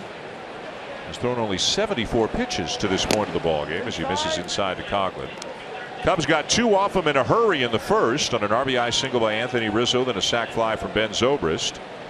Rizzo with an RBI single in the 6th. And there's a ball shot down the left field line by Coughlin. We mentioned came into the game 10 for 16 in his career against Leake. Now 11 for 19 after that double. We got him to roll over his first 2 times with sinking fastballs. This time, this ball is a little flatter. Not as much downward action. That ball stays up and out over the plate, and Coughlin does a good job with a little mini shift on against him of just shooting that ball the other way and easily cruising into second and to start the inning here for the Cubs. Matt Bowman is up in the pen for the Cardinals. Jason Hayward is the batter and hits a little number up the third baseline. Runner's going to advance as Hayward is safely across. Runners on the corners, nobody out. This is just an example of Jason Hayward, who has been struggling even tonight. A lot of weak contact, but as soon as he makes his contact, he gets out of the box, and Peralta throwing off his front foot makes it a close play at first. Very close play at first. May have gotten him. Is there enough to overturn the call? Will the Cardinals ask for a review? Ball has to be in the back of the glove, which it is right there, but is the foot already down? That's about as bang bang as it gets. I don't think there's enough to overturn it. They're going to have a look.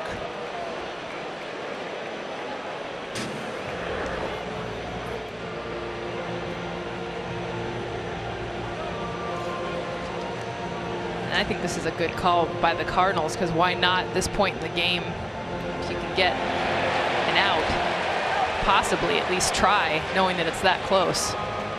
Yeah, because as we keep looking at it and continue to slow it down, I'm really not sure. Now that becomes a problem for the Cardinals because the call on the field is safe. One of those that maybe if it goes the other way, you can't overturn it the other way. Man. I think they might have gotten him, but it's so close. Is it definitive enough that they'll overturn it? We need a camera on the base to see exactly where Hayward's foot is.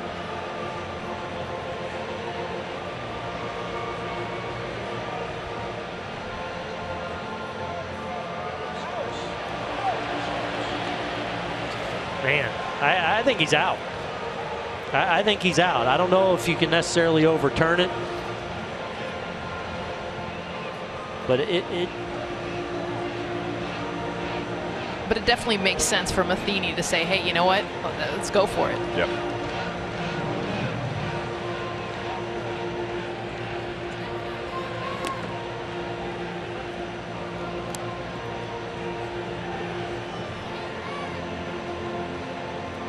The longer it takes, kind of the less likely you think it is that they'll overturn it.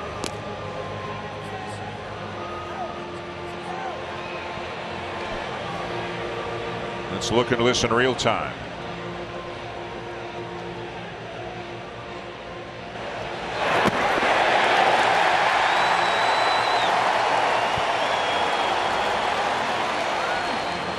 I mean, it's as close as it gets right here. I didn't think Peralta was going to have any chance because he's kind of, again, shaded over in that hole, and the ball's not hit well. And Hayward gets down the line well, especially from the left side. And for him to get around that ball and make it this close of a play was... Boy, this is a long one. I don't know how you guys feel. I mean, if it gets to a certain point in time and they can't decide yet, shouldn't they just leave it the way it was called on the field? So you don't have a 4-minute delay? Well, we've looked at every possible angle there is, and it comes down to, all right, if he's out, it's by maybe a quarter of an inch. Is that enough to overturn it? Well, I mean, if I'm Leak, I'm standing out there for a long time, not doing much anything. I don't know what else you could do at this point. And you can feel even Ron Culpa there. They even get uncomfortable because they understand now it's starting to take a long time. And it's not them, of course. It's a crew back in New York. Safe.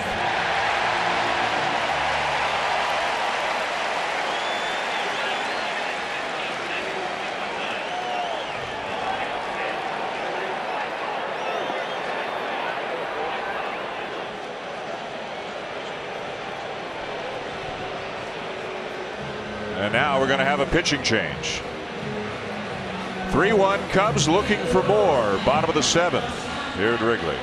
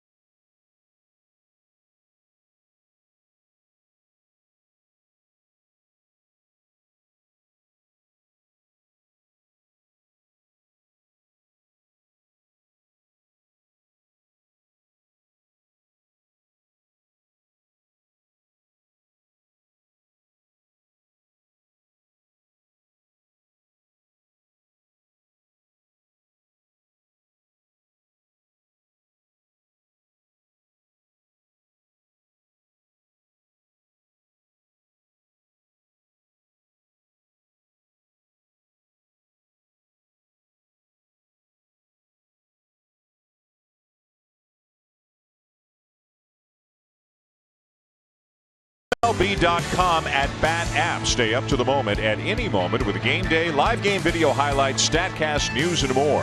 Download MLB.com at Bat, the #1 app for live baseball on your phone and tablet. Got a better than 41,000 here at Wrigley. Matt Bowman is in out of the bullpen for the Cardinals, his 42nd appearance of the season, and he inherits a first and third nobody out situation. Wilson Contreras, the batter, and he takes a strike. Contreras tonight, a ground out and a strikeout. Bowman, a Rule 5 draftee by the Cardinals from the Mets organization. Coughlin is the runner at third. Hayward is at first.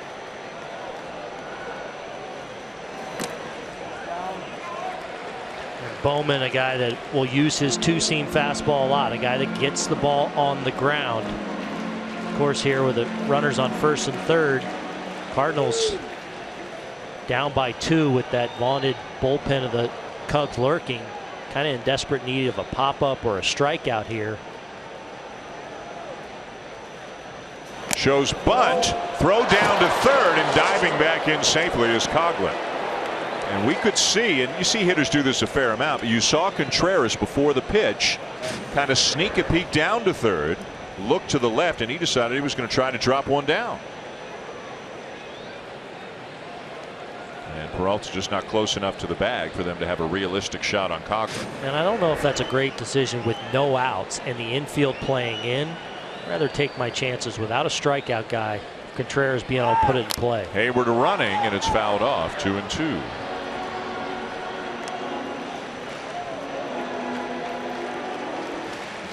You never know what Joe Madden might try.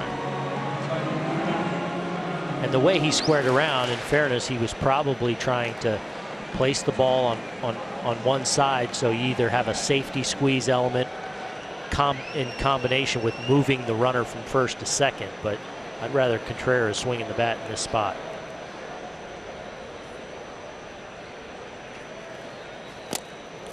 Full count.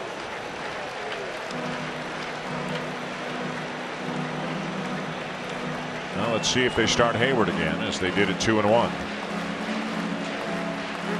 Matt Caesar is out of the on-deck circle in the pitcher spot. Hit 2 of the Cubs' 5 home runs that they launched on Friday.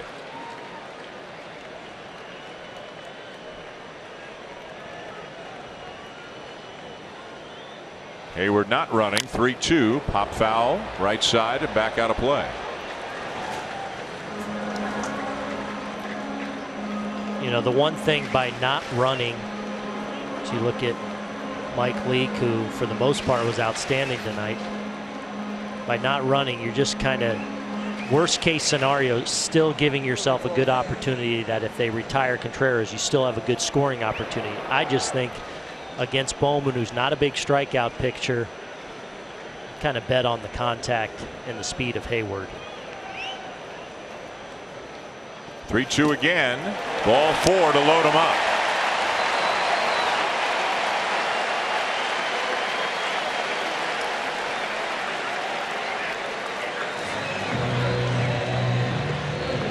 So the bases are loaded with nobody out as the Cubs look to break it open. And boy, if you're coming off the bench, what better situation than bases loaded and nobody out? That's what Matt Caesar's looking at right now. Matt Caesar, who had a 2-home run game earlier in this series, knowing that it's righty on righty, you've got a ground ball, sinker ball type pitcher. His discipline now, he wants to get something out over the plate and something elevated. Anything that starts in is going to run in on his hands and generate potentially weak contact. That's what you want to avoid as the hitter. Saw the left-hander Zach Duke now starting to throw for the Cardinals. Infield remains in. Caesar lines one to center field. Grichuk is there to make the catch. Runner will tag, start, and then go back. A good throw by Grichuk as Coghlan retreats, 1 down. Well, it looked like off the bat, Matt Caesar got a good piece of this, but as you see, it kind of gets caught up.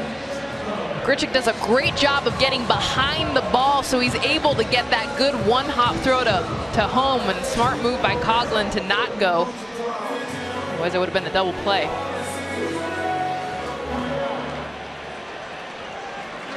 So now back to the top of the order for Dexter Fowler. A walk, a line out, and a ground out. Now the Cardinals infielders trying to get some direction from their dugout where they are supposed to play. Middle infielders have backed up to halfway, maybe a little bit shy of that. Corner infielders on the cut of the grass. Well, they're at a point where kind of double play depth, but a little more in. You've got a good runner from the left side in Fowler, so you don't want to get too far back to not allow yourself to turn that double play. Jerko shortened up enough that they should be able to turn it on anything through the middle.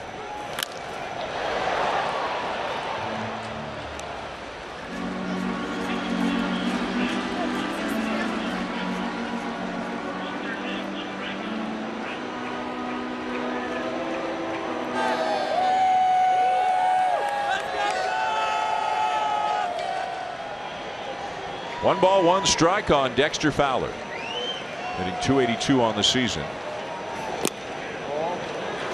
Takes just off the outside edge, ball 2. Fowler with an on-base percentage over .390 on the season, .391 to be exact.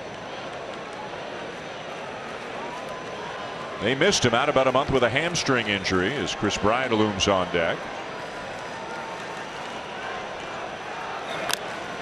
He's the guy that's not talked about enough for the reason this team and this offense has been so good.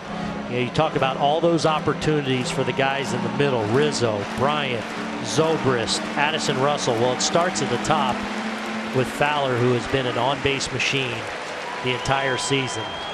As you see, over 30 games above 500 when he's in the lineup. 2-2. And there at the knees for strike 3 called. Good pitch by Bowman. So 2 down now. The bases remain loaded. And Bowman will face Chris Bryant. Just in his second year in the big leagues, and what a force he has already become. Rookie of the year last year, MVP candidate this year.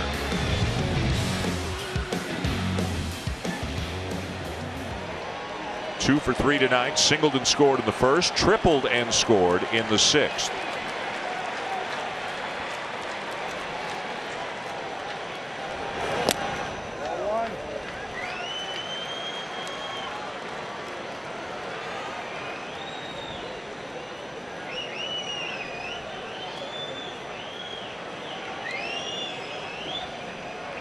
Coghlan, Hayward, and Contreras aboard.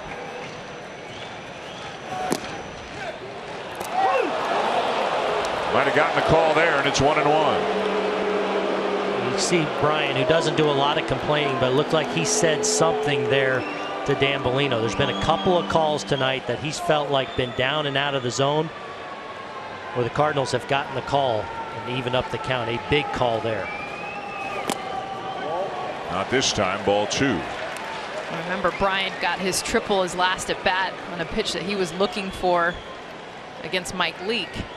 Over the plate, kind of sitting there, and it seems like right now the Cardinals, even though they're biting away, they definitely want to come back in and try to tie him up.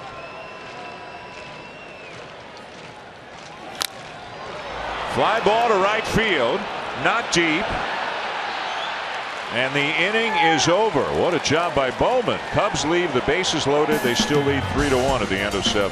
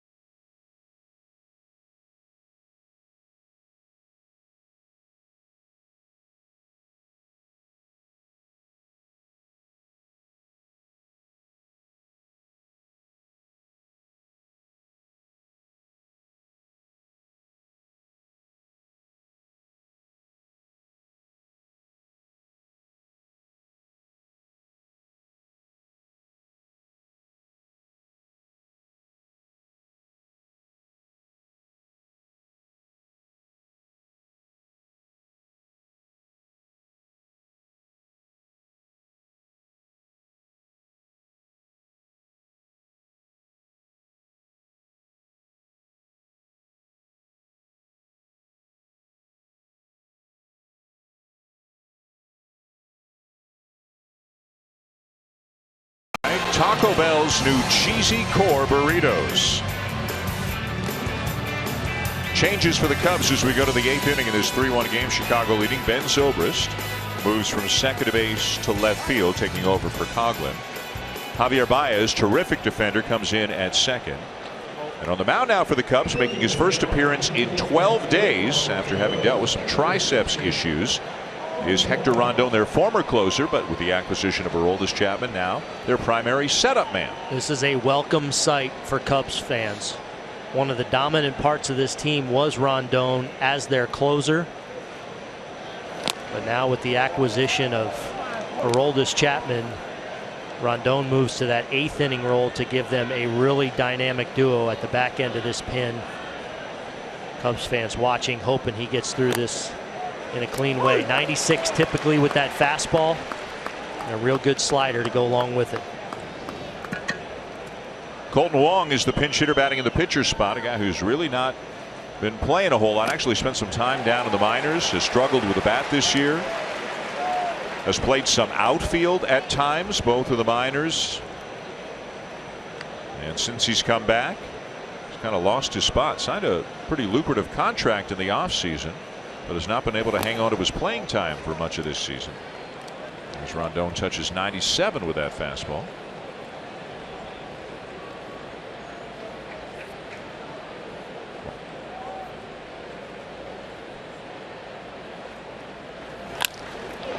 Shot into left field, a base hit.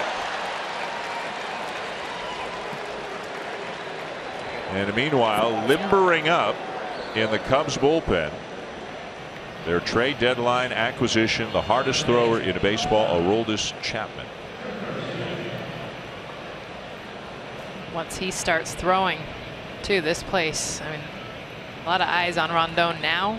They will shift over to Chapman. Superstar here in Chicago already. So the tying run will come to the plate. It's Greg Garcia, 1 for 3.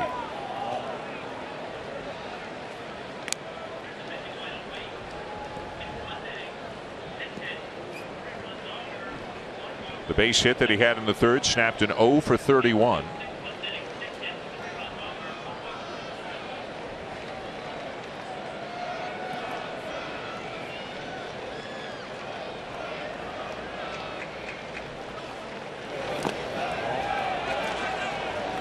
Took a while for Contreras to find it, but Wong's not going to risk going anywhere. And there's that slider from Rondon, and it's about 10 to 12 miles per hour slower than his fastball at 96, 97. He'll throw that slider between 84 and 86, but even just in the dirt, it just changes the eye level, because you saw what Wong was able to do when it was all fastball, just sit one pitch, one height. Now he comes back, follows up the slider in the dirt with 95 up just at the chest, and that's exactly why Greg Garcia is a little bit late on it.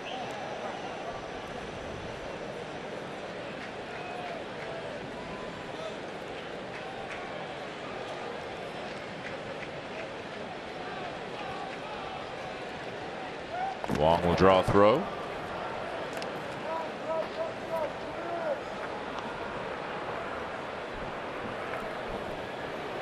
Both teams are off tomorrow. The Cardinals will start an interleague series in Houston Tuesday. The Cubs will stay home and open up a series with Milwaukee this week.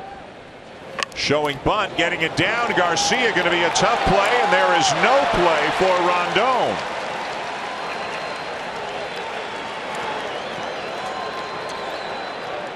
Well, this is just outstanding execution by Garcia. As a left-handed hitter, you can see where that third baseman is playing. He realizes, Bryant, a little bit back. If I can just get this ball down, I've got myself a hit. I think even if Rondon comes up with this ball, it's going to take a great play for him to finish it off. But just a great heads-up play for a guy that's been struggling a little bit offensively. And now with nobody out, the tying run is on base for the Cardinals. And Travis Wood has started to throw in the Cubs pen as Chris Bosio, the pitching coach, makes his way out to the mound.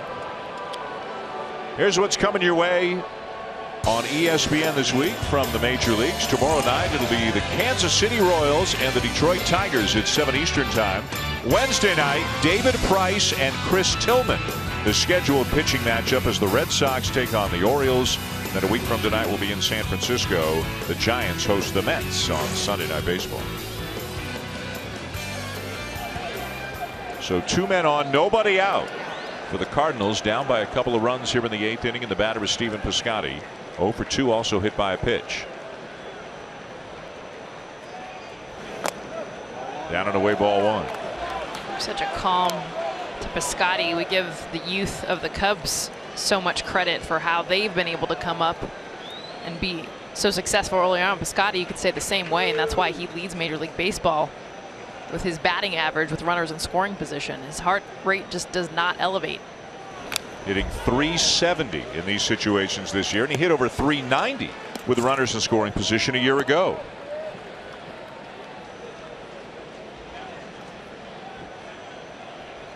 Into the heart of the order right now for the Cardinals. Piscotty the batter, Carpenter on deck, Moss behind him. Remember, no Matt Holliday on the DL with a broken thumb after being hit by a pitch on Thursday. High drive, deep left center, hit a ton, and way back into the bleachers as the Cardinals take the lead.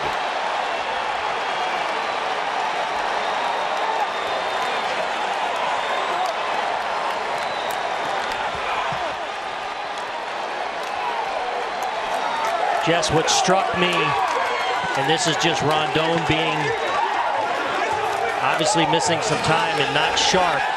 All these pitches, one was a bunt, but they're all up. The base hit to Wong was up, and you see a big, strong reaction from Stephen Piscotty there, understanding that this is a huge swing. Rondon had watched him run all the way to first and kind of looked at him and said, yeah, I'm seeing what you're doing right now. Wasn't real happy about it. But for a team that's had ups and downs like the Cardinals have had this year, that is a huge swing for a team trying to salvage a series against their division rival. And trying to stay in the second wild card spot. They're tied for that spot right now after the Marlins won earlier today. Matt Carpenter will take a strike. 17th home run on the season for Piscotty. RBIs number 63, 64, and 65. National League leading 161st home run by the Cardinals. And it gives them a 4-3 lead here in the 8th inning. You don't usually see a lot of emotion from Piscotty, no. But and that tells you right there, yeah. I think a reflection of conversations in the clubhouse, overall feeling from this series. Yes, they won one last night, but the first 2 were hard to swallow.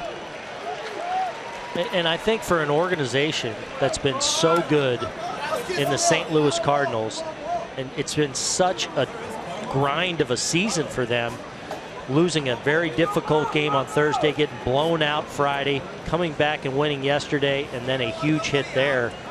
And what seemed like it was kind of cruising to a Cub victory. The guys, I asked Adam Wainwright about how the Cardinals react. He looked at me deadpan. He goes, well, we quit. And then he said, no, you know what? We've been through this so many times, having to win through injuries. He said there's no reason that we aren't going to think it's going to happen again. Mike Matheny talking about how this team is just scratching the surface of what it could be. And Matheny talked to us before the game saying if you listen to all the noise, you'd think the Cardinals were the worst team in the National League this year because of it hasn't been a typical St. Louis season for a team that contends basically every year.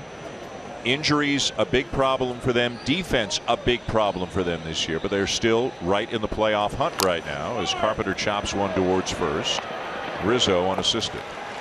Well, and you think about if there's expectation for the Cubs. I mean, this Cardinals team was a 100-win team last year. So they come into this season and they had one of the best starting rotations in all of baseball. They had one of the best defenses. And so when they start making errors, when their starters don't perform the way that they were expected, yes, they're still hitting, but the 2 parts of this Cardinals organization that are really just a staple have not shown up yet this season. Here's Moss. He's thinking about bunting his way aboard because of the shift, but he pushes it foul. And I think for all those reasons, I think if the Cardinals are able to get there, they're a dangerous team because of all the position player depth they've built.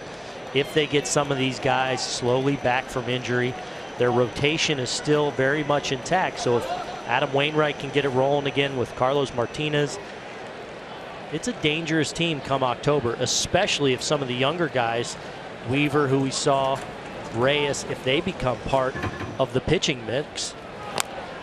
Alex Reyes really looks like he could become a factor quickly. He's had 2 major league appearances, had 3 dominant innings here yesterday. They're working him out of the bullpen. It looks like they're going to leave him in the bullpen. Luke Weaver made his major league debut and started yesterday and will start again. But Reyes right now could be kind of a multiple inning middle of the game guy, but could also kind of drift towards the back end of the game. Right, and obviously with Rosenthal down and him not having the year, as we look at Weaver and Reyes there, or Tommy Pham, excuse me. Segrist, you know, are that 8th and 9th inning guy. Can Reyes push his way into that back end mix?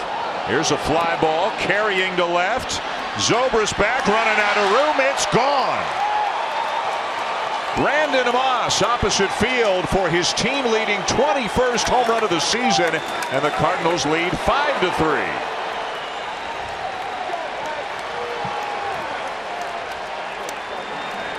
And Joe Madden out to get Rondon. This is that power that the Cardinals have had consistently throughout the season. And Brandon Moss, he gets a fastball that just runs right center cut over the middle of the plate. But watch just the power of his swing. And we see it throughout this entire lineup, whether it's Piscotty, Moss, Jerko, crushes it out to left field. So Rondon's return to active duty is disastrous here tonight. The Cardinals have the lead.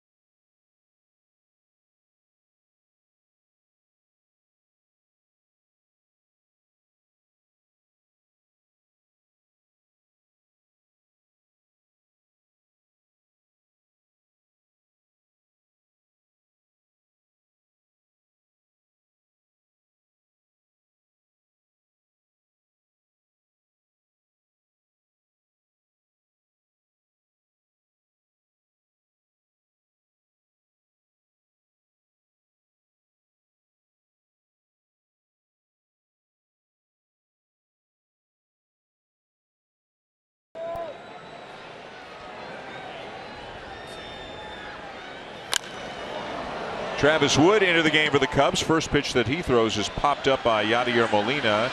Draws a crowd, and Hayward will take charge in right center. That is out number 2.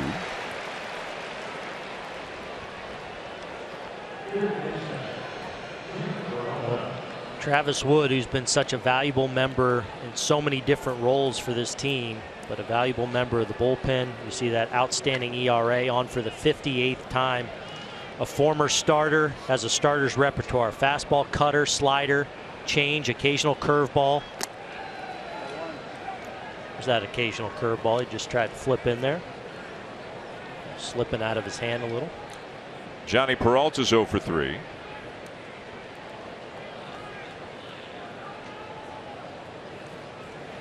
With the 2 home runs the Cardinals have hit this inning, they've now hit at least 2 home runs in 6 consecutive games. The last time they did that was 2004. And 6 multi-home run games in a row matches the longest by any team in baseball this year. The Diamondbacks did it earlier this season. Stephen Piscotty and Brandon Moss continuing a streak. Moss with 21 home runs in 272 at bats.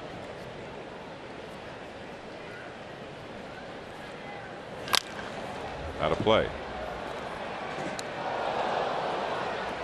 And Piscotty left little doubt that his was going to leave the ballpark as soon as he swung.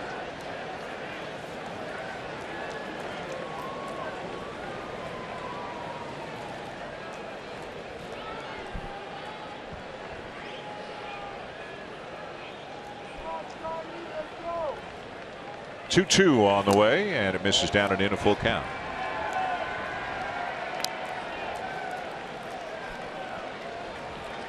Cubs had won 11 in a row and were leading yesterday. Cardinals came back to tie it and then got 6 in the 8th, hung on to win 8-4. Trying to get out of here with a 4-game split. Way inside, ball 4.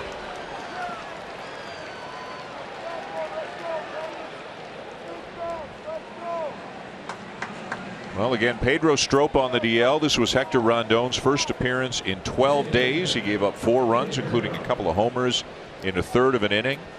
Carl Edwards Jr., who had been pitching extremely well, struggled badly in the 8th inning with his command in the 8th inning yesterday. Joe Smith then came on, gave up a grand slam. They're a great team, but if you're looking right now for an area of potential concern, it might be this area, the 7th, 8th inning between the starter and the closer. Well, as long as Rondon's healthy, that's the biggest thing right now. And, you know, the stuff looked very sharp. Obviously, the command was not, which usually he's a combination of outstanding stuff and command. But we saw it just routinely up and out over the plate. I think if you're the Cubs, you just hope he comes out of this feeling strong, feeling healthy, and that he continues to work back into that mix and work back into the dominant reliever he's been. Health the key for Rondon.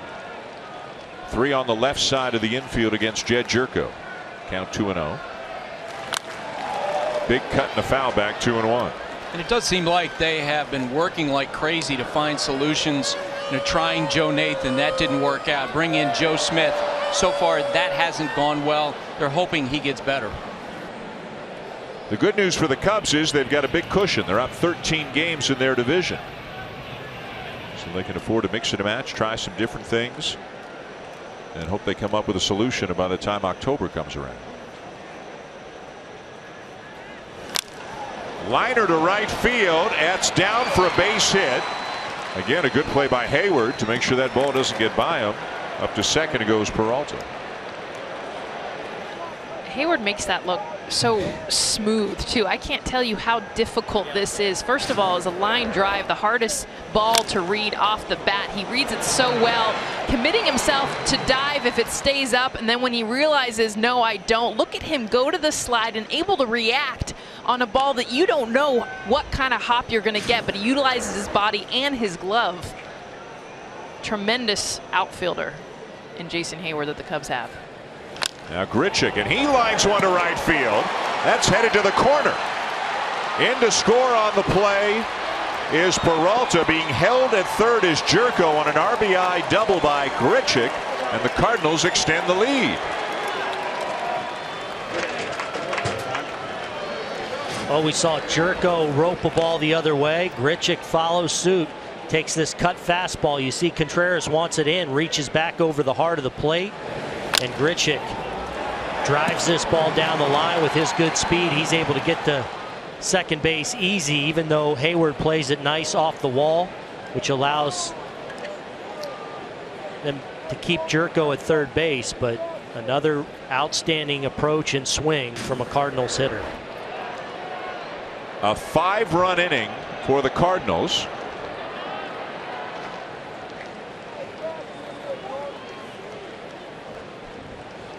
And Colton Wong is up again. He began the inning as a pinch hitter. Got it started with a base hit. A 2-strike base hit. After having a couple fastballs blown past him, he found that timing and started this inning with a rocket the other way.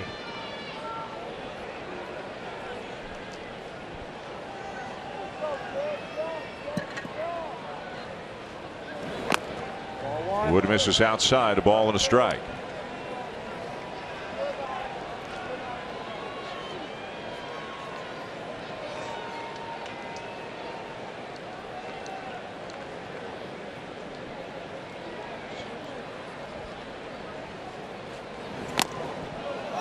Ooh, a high strike, 1-2.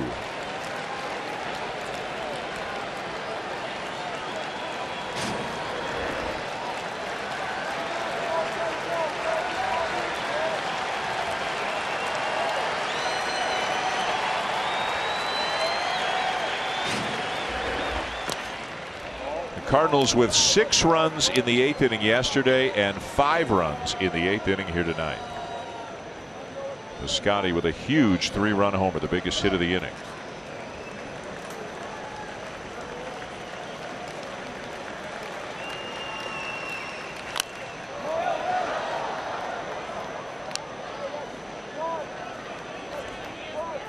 So all of a sudden it's a brand new game here. St. Louis came into the inning trailing 3-1. They now lead 6-3, trying to stay a half game ahead of the Marlins for the second wild card spot.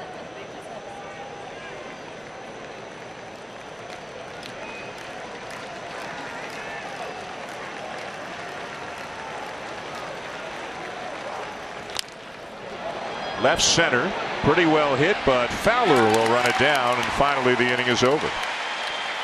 But what an inning it was for the Cardinals. 2 big home runs. Stephen Piscotty with a 3-run homer to give the Cardinals the lead, and then Brandon Moss would tack on a solo shot. They'd get another run later, but now lead 6-3 going to the bottom of the 8th.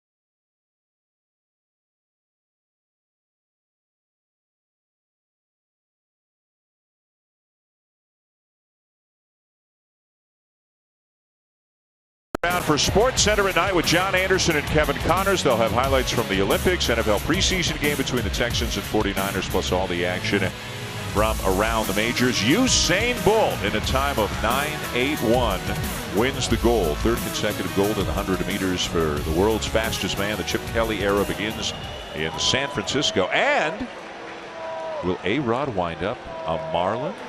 Stay tuned for Sports Center after the ball game.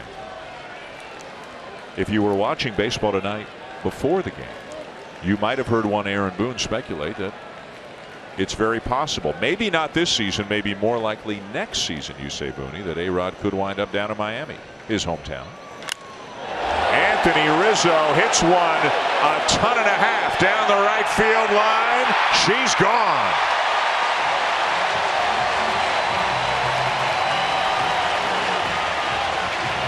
First home run since July the 20th for Rizzo brings the Cubs back within 2.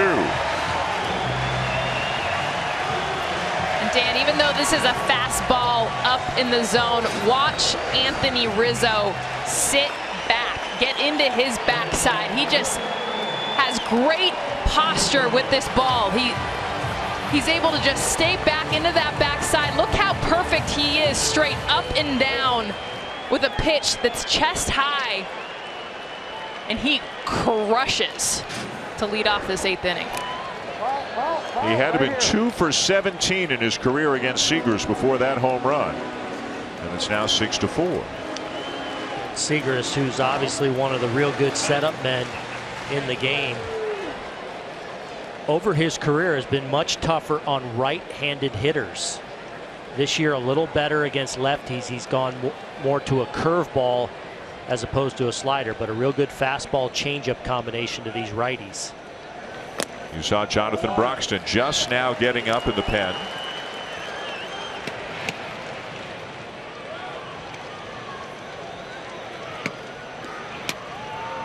And Sung Hwan Oh is up as well. He's their closer right now. Trevor Rosenthal pitched himself out of the closer's role and then wound up in the DL with some shoulder issues. So O has taken over as the closer.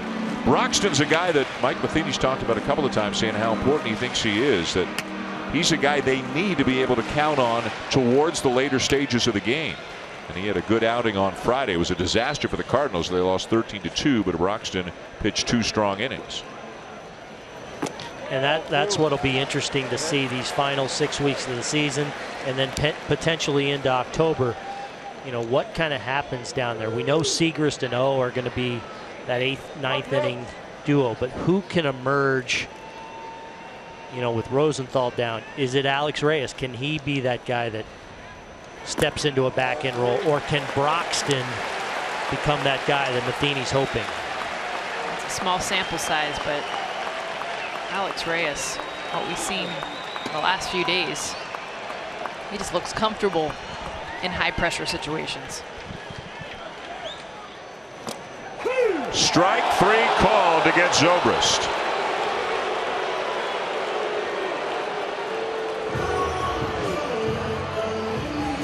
And just a perfect pitch from Kevin Segrist. Zobrist may not have liked it or may just have been disappointed, but this is something he does so well and why he's so good against right-handed hitters. That 93-mile-an-hour fastball, sometimes in the mid-90s with it, he can spot it to that inside corner and then work the changeup as his secondary pitch to the outer half. Perfect execution by Segrist to get a big first out.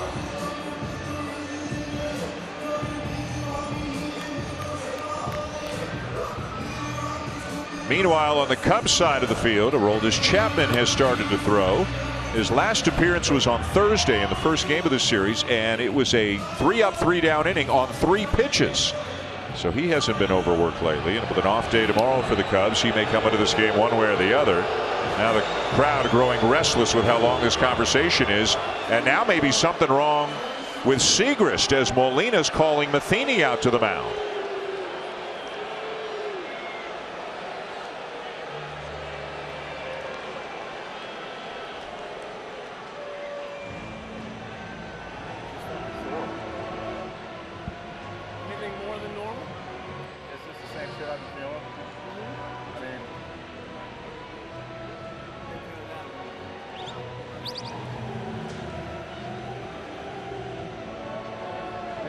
And Matheny wants to know if whoever it is he wants is ready down in the pen. I think he wants O. Now Segrist is out, and he's going to ask O to come on and get 5 outs. Oh, remember, with the off day tomorrow, and this obviously being a really big game for the St. Louis Cardinals, but that could be a big blow if Segrist is not healthy.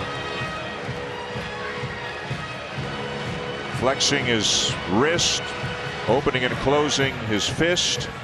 And whatever it is, it's enough for Seagrass to come out of the game. 6-4 Cardinals 0 in here in the 8th.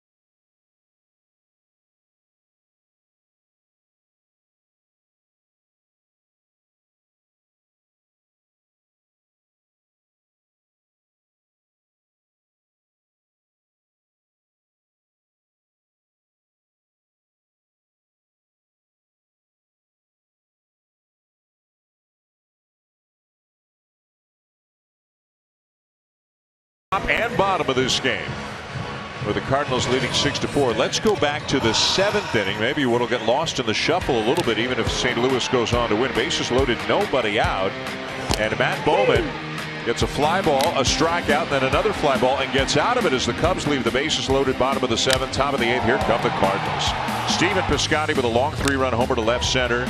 Brandon Moss with an opposite field home run. They'd get another run later in the inning to make it 6-3. Anthony Rizzo homers to lead off this inning, this half inning, to make it 6-4. An out later, Seagrass is out of the game with an apparent injury. And Sung Hwan Oh, who took over some weeks ago for Trevor Rosenthal, is the closer. 10 for 11 in save opportunities since he became the closer. 10 for 12 overall. Sub-2 ERA. Great performance, 2-inning performance here Thursday. Comes on to face Addison Russell. And he's been dominant. He's been a dominant back end of the bullpen guy for the Cardinals this year. Fastball slider split. Outstanding command. You see 93 miles an hour there on both of those first 2 fastballs on the outer half. That ball just kind of explodes through the zone. And it speaks to how big Mike Matheny feels the game is for his team, bringing O in with 1 out in the 8th inning, and he strikes out Russell on 3 pitches.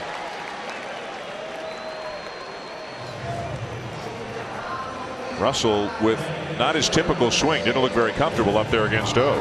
This was Molina and both O. They realized it. They realized those first 2 he hadn't made the adjustment on right by him. And then they just climbed the ladder after a couple 93 to the outer half. They go 94, climb the ladder a bit, stay on that outer half, and blow Addison Russell away. Now Javier Baez getting his first at bat of the night. Baez came on defensively an inning ago. Has had a great season, has played great defense at second, short, and third, has become a much better hitter over the last couple of years. Cutting his strikeout rate from about 44% in 2014 to about 26% this year, or thereabouts, 42 and 25.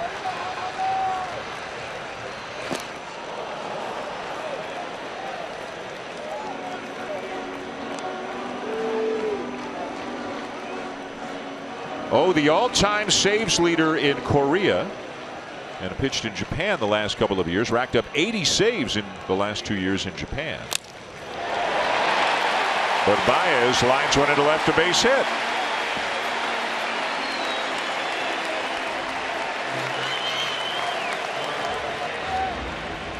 Well, since O's come on, we've seen away, away, away.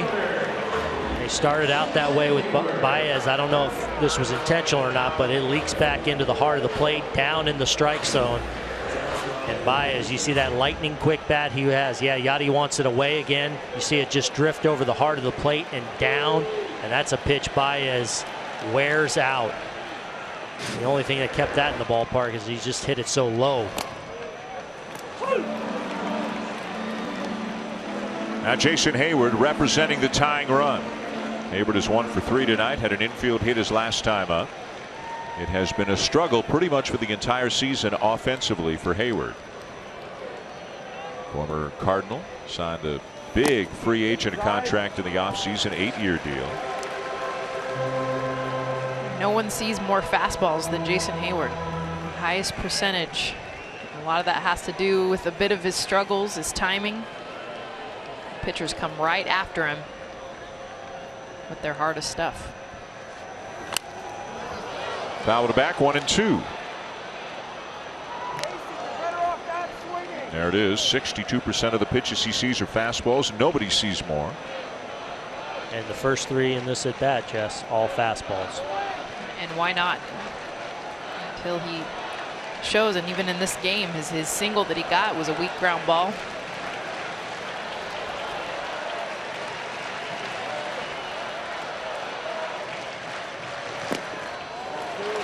Breaking ball down and in. 2 balls, 2 strikes. 5-run top of the 8th for the Cardinals. The Cubs have gotten 1 back on the Rizzo home run here in the bottom half. Still down by 2. After showing them that slider, seeing if they can get the chase, I think they come back with his best fastball, probably at the top of the zone and maybe in. Got a piece. Went back to the slider.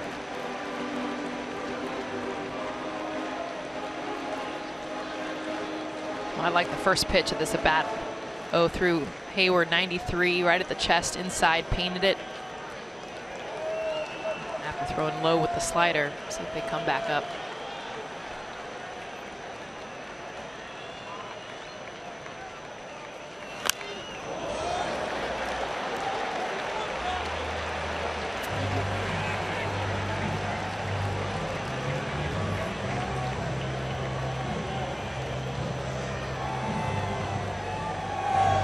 Still having fun on the rooftops.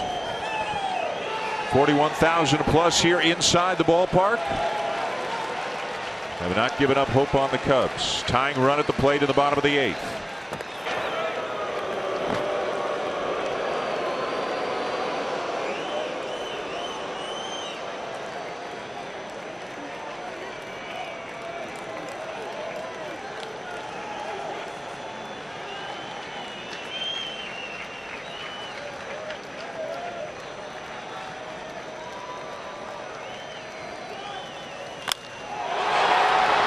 Not deep in left field. Coming in fact, is Moss to make the catch, and that'll end the inning. A run across on the home run by Rizzo. 6-4 Cardinals at the end of 8. Will Chapman be coming on?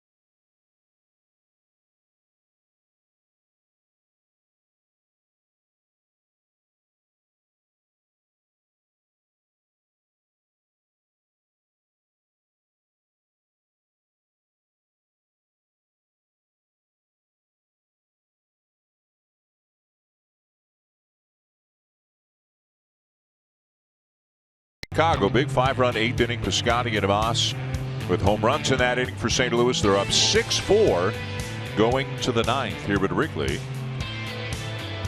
A couple of changes for the Cubs. Jorge Soler has come into the game in right field, part of a double switch, as Hayward, who made the last out of the 8th inning, is out of the game. And on to pitch, Aroldis Chapman. Yes, the Cubs are trailing, but as mentioned, he hasn't worked in a while. The last pitched on Thursday and only threw 3 pitches in that game. So he'll try to keep it close and give his team a fighting chance in the bottom of the 9th. Greg Garcia takes inside, ball 1. And you will hear a lot of oohing and eyeing with Chapman out on the mound. Obviously, they're tremendously excited here in Chicago about the acquisition, and he has not disappointed. Regularly at 100+ miles an hour. He's at 103 a few times as a Cub.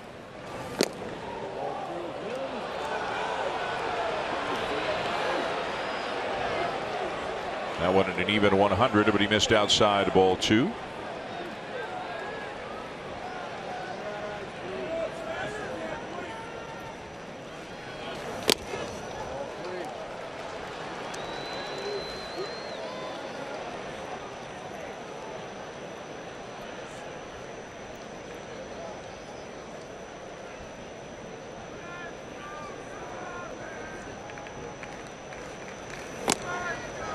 There's a strike. Took a little off at 97 just to ease it into the strike zone. Almost a changeup, really.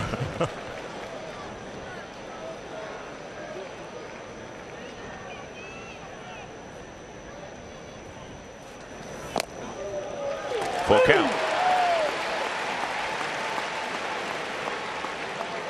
Sports Center at night with John Anderson and Kevin Connors, currently airing over on ESPN News. 3-2. Top 9 here at Wrigley. Cardinals 6, Cubs 4 on Sunday Night Baseball. Got it. An even 100. Well, Chapman goes 100 miles an hour. What goes 100? Usain Bolt's fast. Won the gold again tonight. He tops out at just shy of 28 miles per hour. The fastest fish, as we all know, is the sailfish. 70 miles per hour. We do know the cheetah's the fastest land animal. But the cheetah's like a changeup. The cheetah's like a knuckleball compared to Aroldis Chapman, who has topped out at 105.1. And there's something magical about just knowing that. And obviously he hasn't hit 103, 104, 105, but even just recognizing here in Chicago and in this stadium when he takes the mound. Just dropped a 90-mile-an-hour slider on Stephen Piscotty. And threw him another slider. A little respect for Piscotty. Well, I think trying to be unpredictable. I mean, that's all you probably think as a hitter is this guy's got 103 in his back pocket. Not your typical Piscotty swing there as he swings through 100. Alex Ray is probably watching with great interest. He's topped out at 101 this weekend. The rookie for the Cardinals, who's had 2 very good major league appearances. One of them yesterday here in this series.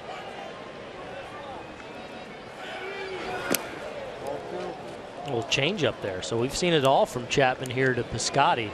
Seen the fastball at 100, the 2 sliders to start him off, and there the changeup. He'll throw that slider about 16% of the time, the changeup much less at 3, and the fastball over 80% of the time. A little respect for Piscotty's ability to turn one around. 102 as he misses outside of the count full. And a little delayed reaction from the crowd as that 102 flashes up on the board. It is a show.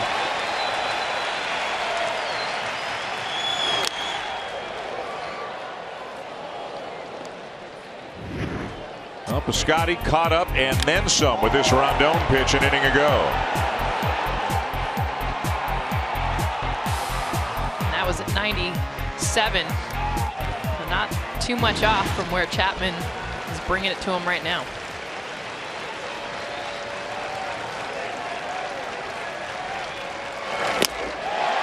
Back-to-back strikeouts for Chapman.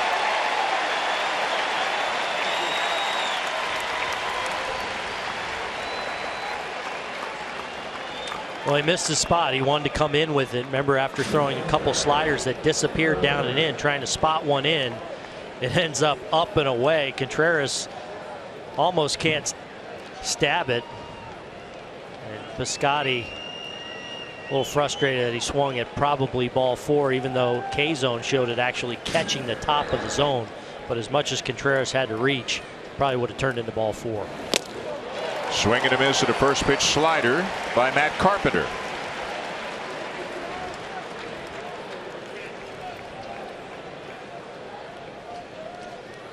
Well, if you're a current Cardinal, you haven't had a lot of success against Aroldis Chapman. Carpenter's got the one hit. He's 1 for 8, 5 strikeouts. Slider, 0-2. 20. He's thinking, really? 27 straight scoreless innings, Chapman versus the Cardinals, tied with Clayton Kershaw, longest streak any pitcher against any team.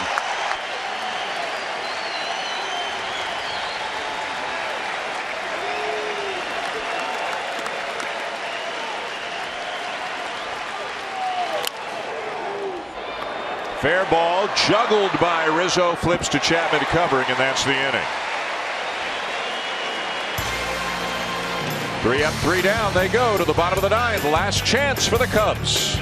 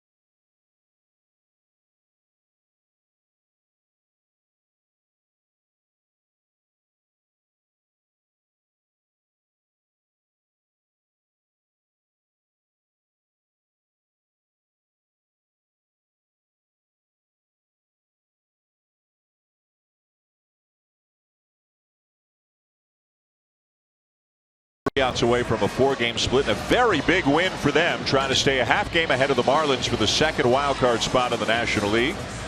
5-run 8th inning home runs by Piscotty and Moss, the big hits that inning. Chris Bryant would be up 4th. Anthony Rizzo would be up 5th if it gets that far. Sung Hwan Oh going for a 5-out save. Got the last 2 outs, did give up a base hit, but got the last 2 outs of the 8th inning. Looking for save number 11 on the season. He'll face Wilson Contreras, Jorge Soler, and Dexter Fowler. Working the rally caps here at Wrigley. 0-1 on Contreras, who's grounded out, struck out, and walked. And if just one guy gets on base, Chris Bryant would become the tying run.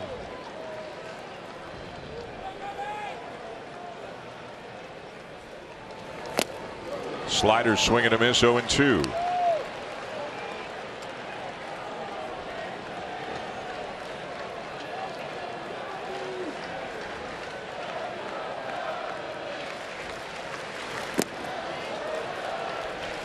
Aaron, what do you suspect? Is he deceptive? Does he hide the ball? What makes him so tough to hit? I think the way he finishes, obviously he's got that deceptive delivery, a delivery we see a lot from guys from Korea, guys from Japan, where they kind of have that pause within their delivery. But then I think the way he kind of jumps at you, I think that ball at 93, 94, I think it's got real good life in the hitting zone. And I bet appears even faster to these hitters. But then it's excellent secondary pitches. It's a real good wipeout slider. We haven't seen the split to this point, but that's a wipeout pitch for him. And then he commands it. And add it all up, and you've got a front line back end of the bullpen pitcher in O. Think it's a good $2.5 million investment on a one-year deal? Man. I think they got an option for 2.75 next year. One of the bargains of baseball. Fouled off to stay alive. I mean, you think about it, since he's come in now, 20 pitches. I mean, has he really made a mistake from a location standpoint? I mean, has owned that outer half for the most part to right-handed hitters and then worked that slider off of the fastball from that corner. Got him.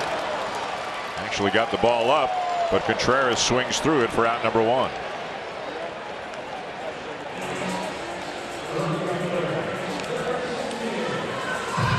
When O pitched on Thursday, he went 2 innings, struck out 4, and threw 34 pitches. That's the most pitches that he's thrown in an appearance with the Cardinals this season.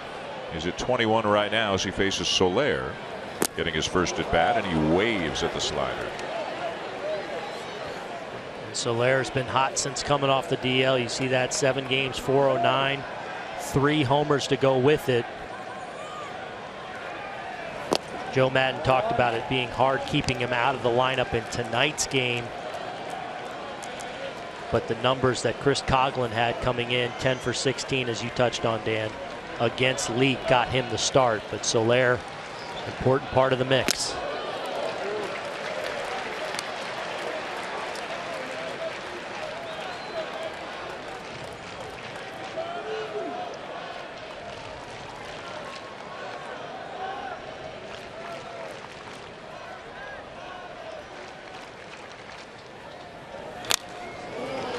Fouled back, and the count now even at 2-2. And O's been so consistent with that same slot. So the last fastball you saw painted low and away to these right-handed hitters, and he works the slider off that same tunnel.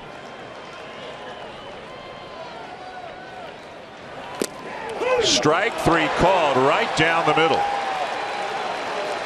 And what's been interesting, Booney, is even when he's missing with his slider, he's getting swing and misses or takes because of the movement and honestly his ability just to be able to finish those pitches. So the fastball and then the slider to Soler. Sports Center is coming up next here on ESPN. The Cardinals 1 out away from a victory. Big day in sports. Olympics, preseason football, wild day in baseball, all kinds of things going on. Don't forget the Royals and the Tigers tomorrow night. The Red Sox and Orioles Wednesday night. We'll be in San Francisco 1 week from tonight as the Giants host the Mets. Dexter Fowler trying to get on and get Chris Bryant to the plate as the tying run.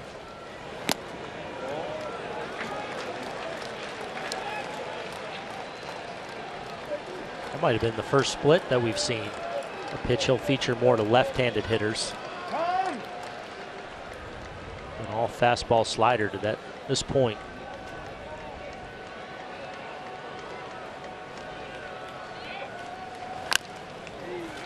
Pulled foul, 1-2. Mike Leake was the starter. He was really good. The first 3 batters gone on. A walk, hit. He gave up 2 in the first. Then he set down 16 in a row. Wound up giving up 3 runs through 6 innings. Although he pitched better than that. Was in control almost the entire night. And the Cardinals will win it. Sung-Hwan Oh gets it done. Gets a 5-out save. The Cardinals remain a half game ahead of the Marlins for the second wildcard spot of the National League as they win the final 2 games of this series here at Wrigley Field. Stephen Piscotty with a huge 3-run home run to give the Cardinals the lead in the top of the 8th. Brandon Moss would add a homer to make it 5-3. Rizzo would homer at the bottom of the 8th, but the Cardinals would win by a score of 6-4. A good series, a great weekend series between these 2 old rivals as they wind up splitting 4 games. This has been a presentation of Major League Baseball. Time now for Sports Center here on ESPN. Let's send it back to the studio with John Anderson and Kevin Connors.